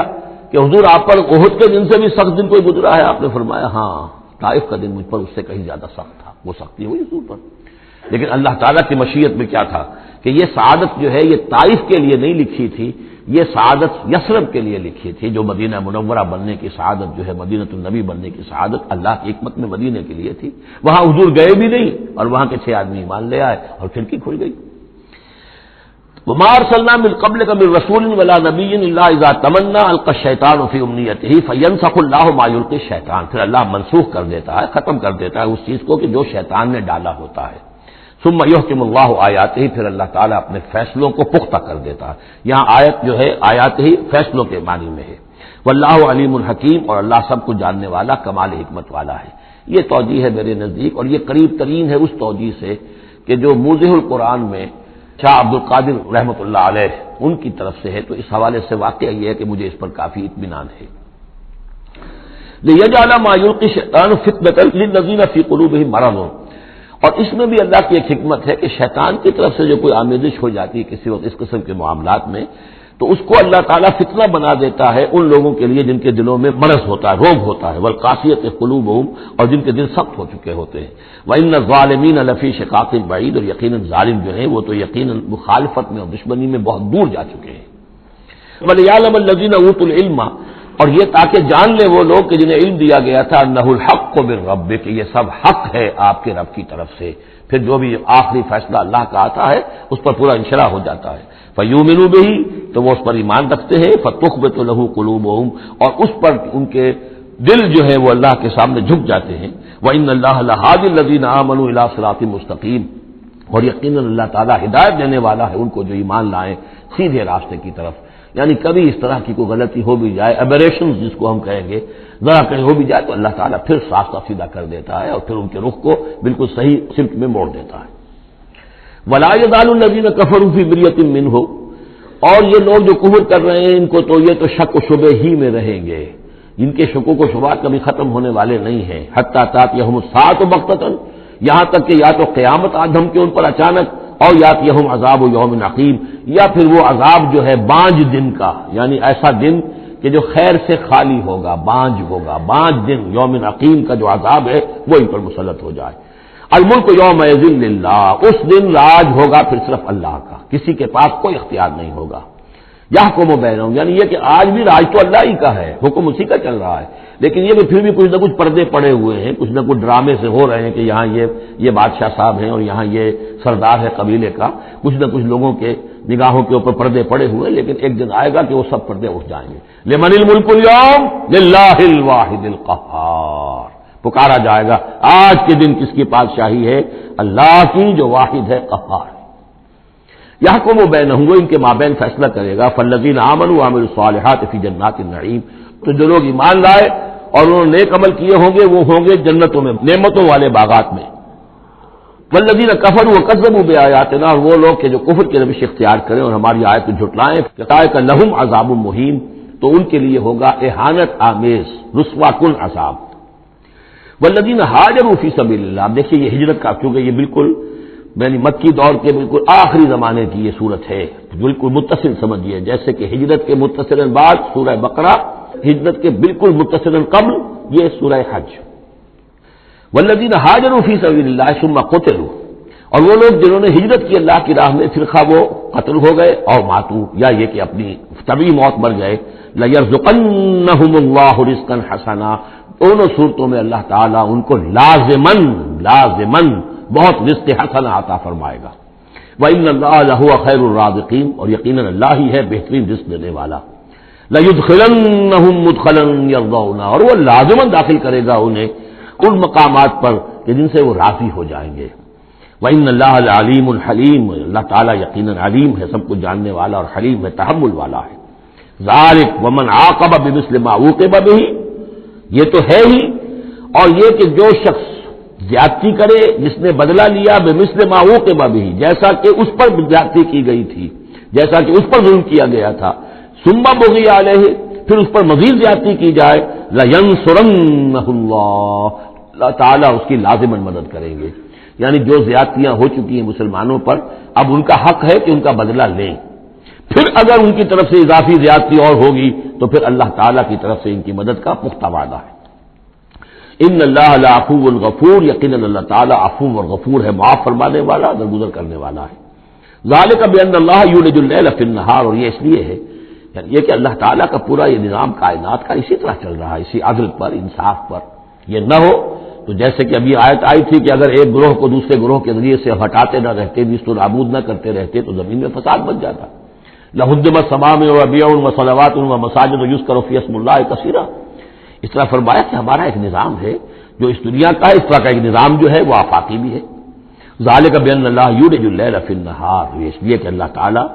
رات کو لے آتا ہے دن میں پروتا ہوا، ویولج النہار فی اللیل، اور دن کو لے آتا ہے رات میں پروتے ہوئے، وان اللہ سمیع بصیر، اللہ سب کو سننے والا اور دیکھنے والا ہے۔ ذالک بان اللہ هو الحق، یہ اس لیے کہ اللہ ہی حق ہے، ذات برحق، جس کا حق ہونا قطعی ہے، یقینی ہے۔ وانما يدعون من دونه هو الباطل، اور جس کو وہ پکار رہے ہیں اس کے سوا وہ سب باطل ہے، آدر ہوا ہے، ان کی کوئی حیثیت نہیں۔ وان اللہ هو العلی الکبیر، اور یہ کہ یقیناً اللہ تعالیٰ ہی ہے سب سے بلند و بالا اور سب سے بڑا۔ الم تر ان اللہ انزل من السماء ماء، کیا تم نے دیکھا نہیں کہ اللہ نے اتارا آسمان سے پانی، فتصبح الارض مخضرہ، تو زمین سبز ہو جاتی ہے، سرسبزی شادابی نظر آتی ہے۔ ان اللہ لطیف خبیر، یقیناً اللہ تعالیٰ بڑی ہی خفیہ تدبیریں کرنے والا اور ہر شے سے باخبر ہے۔ باریک بین بھی اس کے معنی ہے لطیف کے، اور خفیہ تدبیر کرنے والا۔ لہو ما فی السماوات و ما فی الارض، جو کچھ آسمانوں میں ہے وہ بھی اسی کا ہے، اور جو کچھ زمین میں ہے وہ بھی اسی کا ہے۔ وان اللہ لہو الغنی الحمید، اور یقیناً اللہ تعالیٰ الغنی ہے، یعنی اسے کوئی احتیاج نہیں، الحمید ہے، اپنی ذات میں خود محمود ہے، ستودہ صفات ہے، اسے کسی حمد کی ضرورت نہیں۔ الم تر ان اللہ سخر لکم ما فی الارض والفلک تجری فی البحر بامرہ، کیا تم نے دیکھا نہیں کہ اللہ تعالیٰ نے تمہارے لیے مسخر کر دیا ہے، تمہاری خدمت گزاری میں، تمہاری ضروریات کی بہم رسانی میں لگا دیا ہے ان سب چیزوں کو جو زمین میں ہے، والفلک، اور کشتی کو، تجری فی البحر بامرہ، جو چلتی ہے سمندر میں اور دریا میں اس کے حکم سے، ویمسک السماء ان تقع علی الارض، اور وہی ہے جو تھامے ہوئے آسمان کو کہ وہ گر نہ جائے زمین پر، الا باذنہ، مگر اس کے حکم سے۔ ان اللہ بالناس لرؤوف الرحیم، یقیناً اللہ تعالیٰ انسانوں کے حق میں بہت ہی شفیق ہے، نرمی کرنے والا ہے اور مہربان ہے۔ وہو الذی احیاکم، وہی ہے جس نے تمہیں زندہ کیا، یعنی پہلے تم مردہ تھے، یہ سورہ بقرہ میں بھی آیت آپ دیکھ چکے ہیں، بالکل اس کے ہم وزن آ رہی ہے۔ کیف تکفرون باللہ وکنتم امواتا فاحیاکم ثم یمیتکم ثم یحییکم ثم الیہ ترجعون۔ اب یہاں صرف یہ کہ کنتم امواتا کے الفاظ کو دوبارہ نہیں لائے، هو الذی احیاکم ثم یمیتکم ثم یحییکم، تم مردہ تھے پھر تمہیں زندہ کیا، پھر تمہیں موت دے گا پھر زندہ کرے گا۔ مردہ تھے یعنی یہ ہمارا وہ دور ہے جبکہ روحانی عالم ارواح میں ہم سے عہد لینے کے بعد ہمیں سلا دیا گیا، الست بربکم، اس کے بعد کسی کولڈ سٹوریج کے اندر تمام ارواح کو رکھ دیا گیا، وہ ہماری پہلی موت تھی، پہلی نیند تھی جو ہم سوئے رہے، اس کے بعد جاگے ہیں تو اس عالم خلق کے اندر کسی رحم مادر کے اندر وہ روح جو ہے وہ لا کر ایک جنین کے ساتھ جوڑ دی گئی، یہ ہمارا احیاء اول ہو گیا۔ اس کے بعد پھر یہاں ہم رہیں گے تو یہ زندگی ہے دوسری، اور اس کے بعد جب موت ہوگی تو احیاء، یہ اماتہ ثانی ہو جائے گا، پھر اللہ اٹھائے گا بعد الموت، وہ احیاء ثانی ہو جائے گا۔ یہ سورہ غافر میں مضمون آئے گا، اس کا کلائمیکس جو ہے سورہ غافر میں ہے۔ وَهُوَ الَّذِي أَحْيَاكُمْ ثُمَّ يُمِيتُكُمْ ثُمَّ يُحْيِيكُمْ إِنَّ الْإِنسَانَ لَكَفُورٌ، یقیناً انسان جو ہے وہ ناشکرا ہے۔ لِكُلِّ أُمَّةٍ جَعَلْنَا مَنسَكًا هُمْ نَاسِكُوهُ، ہم نے ہر امت کے لیے ان کے قربانی کے طریقے، طور طریقے، عبادات کے آداب ہم نے مقرر کر دیے ہیں جو اس کی پیروی کرتے ہیں۔ فَلَا يُنَازِعُنَّكَ فِي الْأَمْرِ، تو انہیں آپ سے جھگڑنا نہیں چاہیے، یعنی یہ کہ اگر یہود کے ہاں کوئی اور طریقے سے قربانی کے تو، اور جہاں بنی اسماعیل کے لیے ہم نے کچھ اور مقرر کیے، مسلمانوں کو اب کچھ اور طریقے ہم بتا رہے ہیں، تو اس میں کوئی حرج نہیں ہے، اس میں جھگڑنے کی ضرورت بات نہیں۔ یہ پہلے پڑھ چکے اسی صورت میں کہ ہم نے ہر امت کے لیے منسک مقرر کیے ہیں۔ وَلِكُلِّ أُمَّةٍ جَعَلْنَا مَنسَكًا لِيَذْكُرُوا اسْمَ اللَّهِ عَلَىٰ مَا رَزَقَهُم مِّن بَهِيمَةِ الْأَنْعَامِ فَإِلَٰهُكُمْ إِلَٰهٌ وَاحِدٌ فَلَهُ أَسْلِمُوا وَبَشِّرِ الْمُخْبِتِينَ، تو ہر قوم کے لیے، ہر امت کے لیے اللہ تعالیٰ نے قربانی کے قواعد و ضوابط بنائے، تو وہ اس کی پیروی کرتے ہیں۔ فَلَا يُنَازِعُنَّكَ فِي الْأَمْرِ، تو انہیں جھگڑنا نہیں چاہیے نبی آپ سے اس معاملے میں۔ وَادْعُ إِلَىٰ رَبِّكَ، اور اپنے رب کی طرف آپ بلاتے رہیے۔ إِنَّكَ لَعَلَىٰ هُدًى مُسْتَقِيمٍ، یقیناً آپ تو ہدایت کے، سیدھی ہدایت کے راستے پر ہیں۔ وَإِن جَادَلُوكَ، اور اگر یہ آپ سے جھگڑے، فَقُلِ اللَّهُ أَعْلَمُ بِمَا تَعْمَلُونَ، تو کہیے بھائی اللہ کو بہتر معلوم ہے جو آپ کر رہے ہیں، میں جو سمجھتا ہوں حق ہے، جو حق میرے پاس آئے میں اس کی پیروی کر رہا ہوں، آپ اگر اپنی جگہ سمجھتے ہیں کہ آپ زیادہ حق پر ہیں تو ٹھیک ہے، آپ جانیں، آپ کا رب جانے۔ اللہ یحکم بینکم یوم القیامہ، اللہ فیصلہ کر دے گا تمہارے مابین قیامت کے دن، فیما کنتم فیہ تختلفون، ان تمام چیزوں کے بارے میں جس میں تم اختلاف کرتے رہے تھے۔ الم تعلم ان اللہ یعلم ما فی السماء والارض، کیا تم جانتے نہیں کہ اللہ تعالیٰ جانتا ہے جو کچھ کہ ہے آسمان میں اور زمین میں۔ ان فی ذالک کتاب، اور یہ ایک کتاب میں لکھا ہوا ہے، یہ وہی ام الکتاب ہے، وہی اللہ تعالیٰ کے علم قدیم کی کتاب ہے۔ ان ذالک علی اللہ یسیر، اور یہ چیز اللہ پر بہت آسان ہے، تمہیں مشکل معلوم ہوتا ہے۔ وَيَعْبُدُونَ مِن دُونِ اللَّهِ مَا لَمْ يُنَزِّلْ بِهِ سُلْطَانًا، اور وہ پوج رہے ہیں، پرستش کر رہے ہیں اللہ کے سوا ایسی چیزوں کی جس کے لیے کہ اللہ نے کوئی سند نہیں اتاری۔ یعنی اللہ کو تو ہم بھی مانتے ہیں، وہ بھی مانتے ہیں، اب اضافی جس کو وہ مانگ رہے ہیں تو اللہ کی طرف سے کوئی سند ہونی چاہیے ان کے لیے، تب تو درست ہے، اگر اللہ کی طرف سے سند نہیں ہے تو وہ بے بنیاد ہے۔ وَمَا لَيْسَ لَهُم بِهِ عِلْمٌ، نہ صرف یہ کہ کوئی سند نہیں ہے، کوئی علم بھی نہیں ہے، کوئی معقول بات ہو، کوئی دلیل ہو، کوئی بنیاد ہو، کوئی منطق کے اندر، کوئی عقل کے اندر، بالکل بے بنیاد بات ہے۔ وَمَا لِلظَّالِمِينَ مِن نَصِيرٍ، ایسے ظالموں کا کوئی مددگار نہیں ہوگا۔ وَإِذَا تُتْلَىٰ عَلَيْهِمْ آيَاتُنَا بَيِّنَاتٍ، اور جب ان کو سنائی جاتی ہیں پڑھ کر ہماری آیات بینات، تعرف فی وجوہ الذین کفروا المنکر، تو تم دیکھتے ہو کہ ان کافروں کے چہروں کے اندر سخت ناگواری کے آثار پیدا ہو جاتے ہیں، بجائے اس کے کہ وہ اللہ کی آیات سن کر ان کے دل کھل اٹھیں، ان کے اندر خوشی کی کیفیت پیدا ہو، انبساط پیدا ہو۔ ہمارے رب کا کلام ہے، تعرف فی وجوہ الذین کفروا المنکر، تم دیکھتے ہو بڑی ناگواری کے آثار ہیں، یکادون یسطون بالذین یتلون علیہم آیاتنا، ان قریب ہوتا ہے کہ پل پڑیں گے، وہ حملہ آور ہو جائیں گے، ٹکا بوٹی کر دیں گے ان کی جو انہیں ہماری آیات پڑھ کر سنا رہے ہیں۔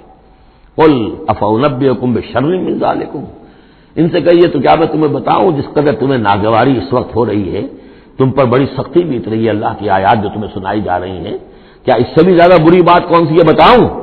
النار، وہ آگ جس کے کہ تم مستحق ہو رہے ہو اپنے اس کفر اور انکار کی وجہ سے۔ وعدہ اللہ الذین کفروا، اللہ نے وعدہ کیا ہے اس آگ کا کافروں سے، وبئس المصیر، اور وہ بہت ہی برا ٹھکانہ ہے۔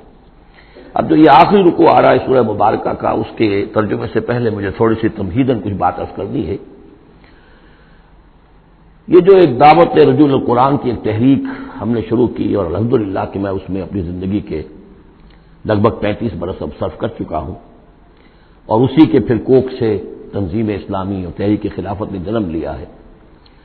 اس دعوت رجوع القرآن کی جو بنیاد ہے اور جس کو کہ میں نے ذریعہ بنایا ہے قرآن مجید سے لوگوں کو متعارف کرانے کا، اور قرآن مجید کے ذریعے سے دین کے جامع تصور کو لوگوں کے سامنے پیش کرنے کا، اور قرآن مجید کے ذریعے سے دین کی طرف سے جو بنیادی فرائض ہم پر عائد ہوتے ہیں اس کا ایک جامع تصور دینے کا جو میں نے کام کیا ہے، اس کے لیے ذریعہ میں نے بنایا ہے ایک منتخب نصاب کو، مطالعہ قرآن حکیم کا منتخب نصاب۔ یہ جو منتخب نصاب ہے یہ تقریباً کل قرآن کے 1/15 حجم کے اندر یوں سمجھیے کہ 2 پاروں کے لگ بھگ ہے، مائنس پلس کم و بیش 2 پارے ہوں گے۔ تو اس میں ان آیات کو لیا گیا ہے کہ جن میں ایک تو یہ کہ دین کا جامع تصور بہت مختصر الفاظ میں سامنے آ جائے، اور جو فرائض دینی ہیں جس کا کہ ہم سے بات پرس ہونی ہے، جس کے بارے میں پوچھ گچھ ہونی ہے، تو اس کا صحیح تصور ہمیں معلوم ہے۔ کوئی نماز روزہ یہ تو فرض ہے، سب جانتے ہیں، اس کے علاوہ بھی کوئی چیز فرض ہے، کسی چیز کے بارے میں ہم مسئول ہیں، ذمہ داری ہماری ہے یا نہیں ہے۔ تو وہ جو منتخب نصاب ہے اس کے مختلف جو حصے ہیں، ہم کچھ حصوں سے گزرے ہیں، لیکن یہ میں آج سوچ رہا تھا کہ جیسے میں نے آپ کو بتایا تھا کہ حروف مقطعات کا معاملہ یہ ہے کہ 29 حروف ہیں یا 28 حروف ہیں عربی زبان کے الفابیٹس جو ہیں، شروع کے حصوں میں سے حروف میں سے بہت کم ہے جو حروف مقطعات میں آئے، اور آخری جو حصے ہیں اس کے تختی کے اس کے بہت سے حروف ہیں، اکثر و بیشتر ہیں کہ جو حروف مقطعات میں آئے۔ تو یہ پہلی مرتبہ میرا ذہن ادھر گیا ہے کہ ہمارے اس منتخب نصاب میں بھی یہ چیز کوئی میرے پیش نظر نہیں تھی کہ جان بوجھ کر ایسا کیا ہو۔ زیادہ حصے اسباق وہی ہیں کہ جو نصف ثانی سے متعلق ہیں، بلکہ قرآن مجید کے آخری حصے سے زیادہ جو ہیں وہ اس میں مقامات اور آیات اور رکوع یا صورتیں شامل ہوئی ہیں۔ لیکن اس وقت اس کا تعارف میں یہ کرا رہا ہوں کہ اس کا ایک بڑا مرکزی درس ہے کہ جو اگلی جو یہ رکوع آ رہا ہے جو 6 آیات پر مشتمل ہے، یہ اس کا بڑا مرکزی درس ہے۔ یہ جو میرا منتخب نصاب ہے اس کے 6 حصے ہیں۔ نقطہ آغاز ہے سورۃ العصر، والعصر ان الانسان لفی خسر الا الذین آمنوا وعملوا الصالحات وتواصوا بالحق وتواصوا بالصبر۔ مختصر ترین صورت، جامع ترین صورت، کہ انسان کی نجات کے یہ 4 لوازم ہیں: ایمان، عمل صالح، تواصی بالحق، تواصی بالصبر۔ پھر 3 اور مقامات ہم نے اس میں ایسے ہی جامع مقامات جس میں یہ چاروں چیزیں تقریباً بیان ہوئی ہیں وہ شامل کر کے وہ پہلا حصہ ہو گیا۔ اس کا ایک درس ہم گزر چکے ہیں سورہ بقرہ میں، آیت البر، اس کا درس نمبر 2 ہے۔ لیس البر ان تولوا وجوہکم قبل المشرق والمغرب، نیکی جو تم نے سمجھی ہوئی ہے، کسی نے کسی شے کو نیکی سمجھا ہوا، کسی نے کسی کو نیکی سمجھا ہوا ہے، اصل نیکی کیا ہے، پوری نیکی کیا ہے، نیکی کی روح کیا ہے، جڑ بنیاد کیا ہے، نیکی کے مظاہر کیا ہیں، ان مظاہر میں پھر اقدمیت کس چیز کی ہے، اولیت کس شے کی ہے، ثانوی درجے میں کون سی ہے، پھر چوٹی کیا ہے، سمم بونم کیا ہے، سب سے اونچا جو مقام ہے، جو مقام مطلوب ہے وہ کیا ہے۔ اسی طریقے سے پھر اس کا دوسرا حصہ جو ہے اس منتخب نصاب کا، اس میں کچھ ایمان سے متعلق مباحث ہیں۔ ایمان کن چیزوں کا نام ہے، کیسے ایمان وجود میں آتا ہے، تو اس میں سورہ فاتحہ بھی ہے، وہ بھی ہم پڑھ چکے ہیں، اور پھر سورہ آل عمران کا جو آخری رکوع کی آیات تھیں، ان فی خلق السماوات والارض واختلاف اللیل والنہار یہ بھی جو ہے لآیات لأولی الالباب۔ پھر یہ کہ ایک اور سبق اس کا وہ ہے جو اگلی جو صورت آج بھی ہم پڑھیں گے انشاءاللہ، سورہ نور کا جو 5واں رکوع ہے وہ بھی اس کا ایک سبق ہے۔ آج کے ہمارے اس حصے میں اصل میں 3 اسباب آ رہے ہیں کہ جو اس منتخب نصاب کے، اسی لیے میں نے مناسب سمجھا کہ اس منتخب نصاب کا آپ سے تعارف کرا دوں۔ پھر یہ تیسرا حصہ اس کا جو ہے وہ اعمال صالحہ، عمل صالح کی تفصیل کیا ہے، انفرادی سطح پر کیا عمل ہونا چاہیے، اجتماعی سطح پر کیا ہونا چاہیے، معاشرتی سطح پہ کیسے ہونا چاہیے، ریاستی سطح پر کیا ہونا چاہیے۔ تو اس میں خاص طور پہ معاشرتی سطح سے متعلق وہ سورہ بنی اسرائیل کے 2 رکوع ہم پڑھ چکے ہیں جو 15ویں پارے میں آئے، سورہ بنی اسرائیل میں تیسرا اور چوتھا رکوع، جو میں نے عرض کیا تھا کہ یہ 10 کمانڈمنٹس جو ہیں تورات کے، وہ گیا کہ ان کی یہ تعبیر ہے، قرآن مجید کی تشریح یہ ہے ان کی۔ تو اس طریقے سے یہ درس جو ہمارا وہ چلتا ہوا، پھر آخر تک جو حصے آئیں گے میں بر وقت آپ کو بتاتا جاؤں گا، لیکن یہ درس جو ہے یہ بھی در حقیقت اس کے تیسرے حصے کا آخری یا چوتھے حصے کا پہلا درس ہے، بالکل مرکزی جگہ، 3 حصے ادھر 3 حصے ادھر۔ یہ اس اعتبار سے جامع ترین مقام ہے قرآن کا کہ قرآن کی دعوت کو 2 حصوں میں تقسیم کر کے بیان کیا گیا۔ ایک قرآن کی دعوت عمومی ہے، ہر انسان، کل نوع بشر کے لیے، اس لیے کہ حضور کی بعثت تمام انسانوں کے لیے ہے، ہر انسان کسے باشد، چاہے شمال کا ہو، جنوب کا ہو، مشرق کا ہو، مغرب کا ہو، کالا ہو، گورا ہو، پیلا ہو، نیلا ہو، کوئی ہو، سب کے لیے کیا دعوت ہے قرآن کی، قرآن کیا کہتا ہے، کوئی ہے یا نہیں؟ پہلے درجے میں تو دعوت عمومی الی کافۃ الناس، دوسرے درجے میں دعوت خصوصی، یہ کن کے لیے ہے؟ جو ماننے کا اعلان کرے۔ پہلی دعوت دعوت ایمان ہے، مانو اللہ کو، مانو رسول کو، مانو آخرت کو، مانو بعث بعد الموت کو، مانو جنت کو، مانو دوزخ کو، یہ ہے عام۔ جو یہ مانتے ہی نہیں، اب ان سے کوئی اور کلام نہیں، ان سے ہم کیسے کہیں گے نماز پڑھو اور روزہ رکھو، وہ اللہ کو نہیں مانتے، قرآن کو نہیں مانتے، نبی کو نہیں مانتے۔ تو دعوت ایمان ہے دعوت عام قرآن مجید کی، اور پھر جو ایمان کا دعویٰ کریں اب ان سے خطاب ہے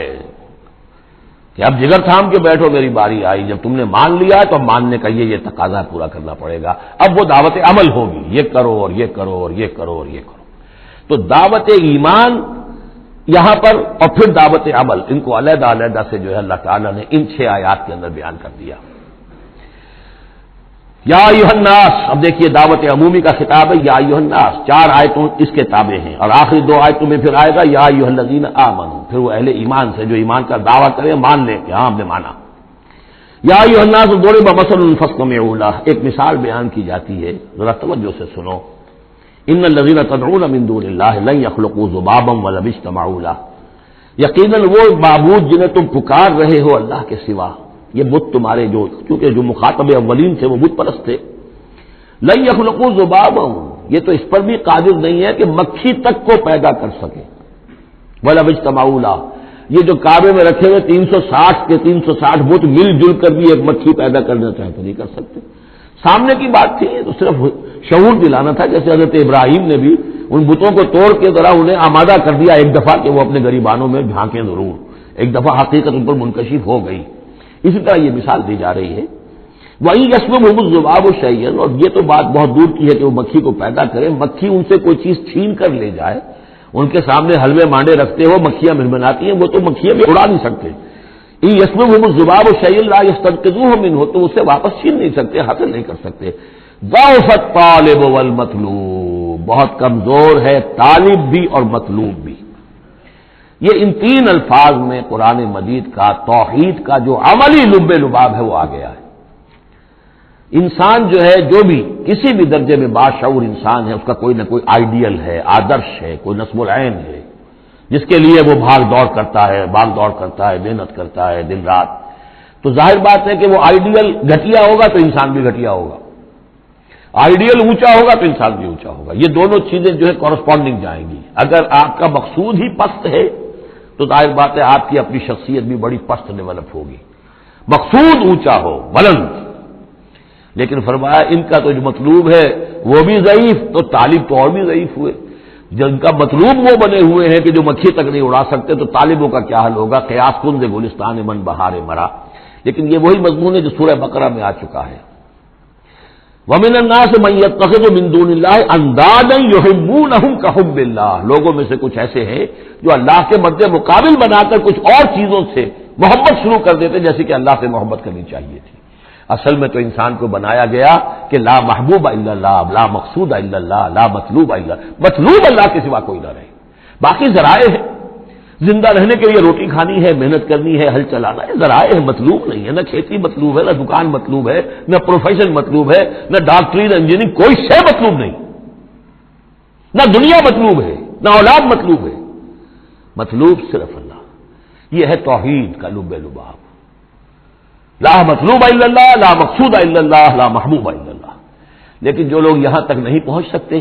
جیسے جس شخص کو بہت سخت بھوک لگی ہو، اگر اچھی چیز کھانے کو نہیں ملے گی تو بڑے میں بھی منہ مارے گا. اگر ان کا ذہن وہاں تک نہیں پہنچا، اگر ان کے ذہن کی پستی کا یہ عالم ہے کہ اللہ کی معرفت حاصل نہیں کر سکے، اللہ ان کا محبوب اور مطلوب و مقصود اصلی نہ بن سکا، تو کسی اور کو اللہ کی جگہ رکھ کر اور وہ پوجنا شروع کر دیتے ہیں. کوئی آئیڈیلی ہے، کوئی وطن ہے، کوئی قوم ہے، اور کچھ نہیں تو میرا اپنا نفس ہے، اپنے ہی حسن کا دیوانہ بنا پھرتا ہوں، اپنی ہی حریم ذات کے گرد طواف ہو رہا ہے. تو غاف الطالب والمطلوب ما قدر اللہ حق قدرہ. یہ اللہ کی قدر نہ کر سکے، اللہ کا اندازہ نہ کر سکے، معرفت حاصل نہ کر سکے اللہ کی، جیسے کہ اس کے معرفت کا حق تھا. اللہ کو پہچان لیتے تو کسی اور سے کاہے کو لو لگاتے. حسین ترین کو اگر دیکھ لیں گے تو کمتر کو کون پھر پوچھے گا؟ تو دیکھ نہیں پائے ہیں. جلال خداوندی کا کوئی نقشہ ان کے سامنے، جلال و جمال و کمال خداوندی کی کوئی جھلک نہیں دیکھ پائے، لہذا وہ عاشق بنے پھر رہے دنیا کے عروس ہزار داماد کے. ما قدر اللہ کا قدر ہی ان اللہ لقوی عزیز. یقینا اللہ تعالیٰ قوی ہے، توانا ہے، طاقت والا ہے اور زبردست ہے.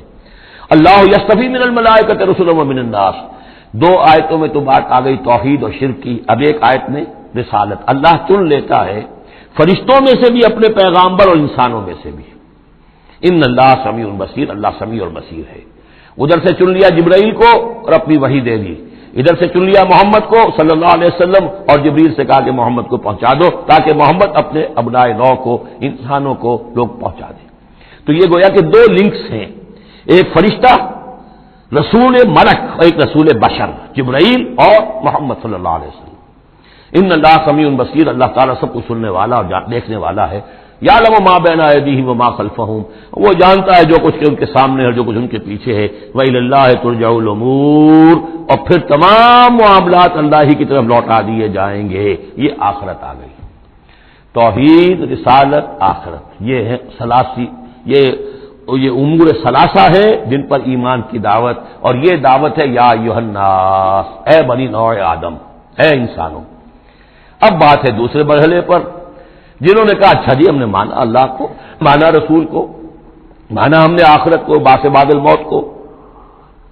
ہم تسلیم کرتے ہیں انا للہ و انا الیہ راجعون. تو اب ہے عمل کا مرحلہ. یا ایھا الذین آمنوا، ہے وہ لوگوں جو ایمان کا دعویٰ کر رہے ہو، اقرار کر رہے ہو. اب بات بدل گئی. اب دیکھیے فعل امر آ رہے ہیں. پہلے میں فعل امر کوئی تھا ہی نہیں،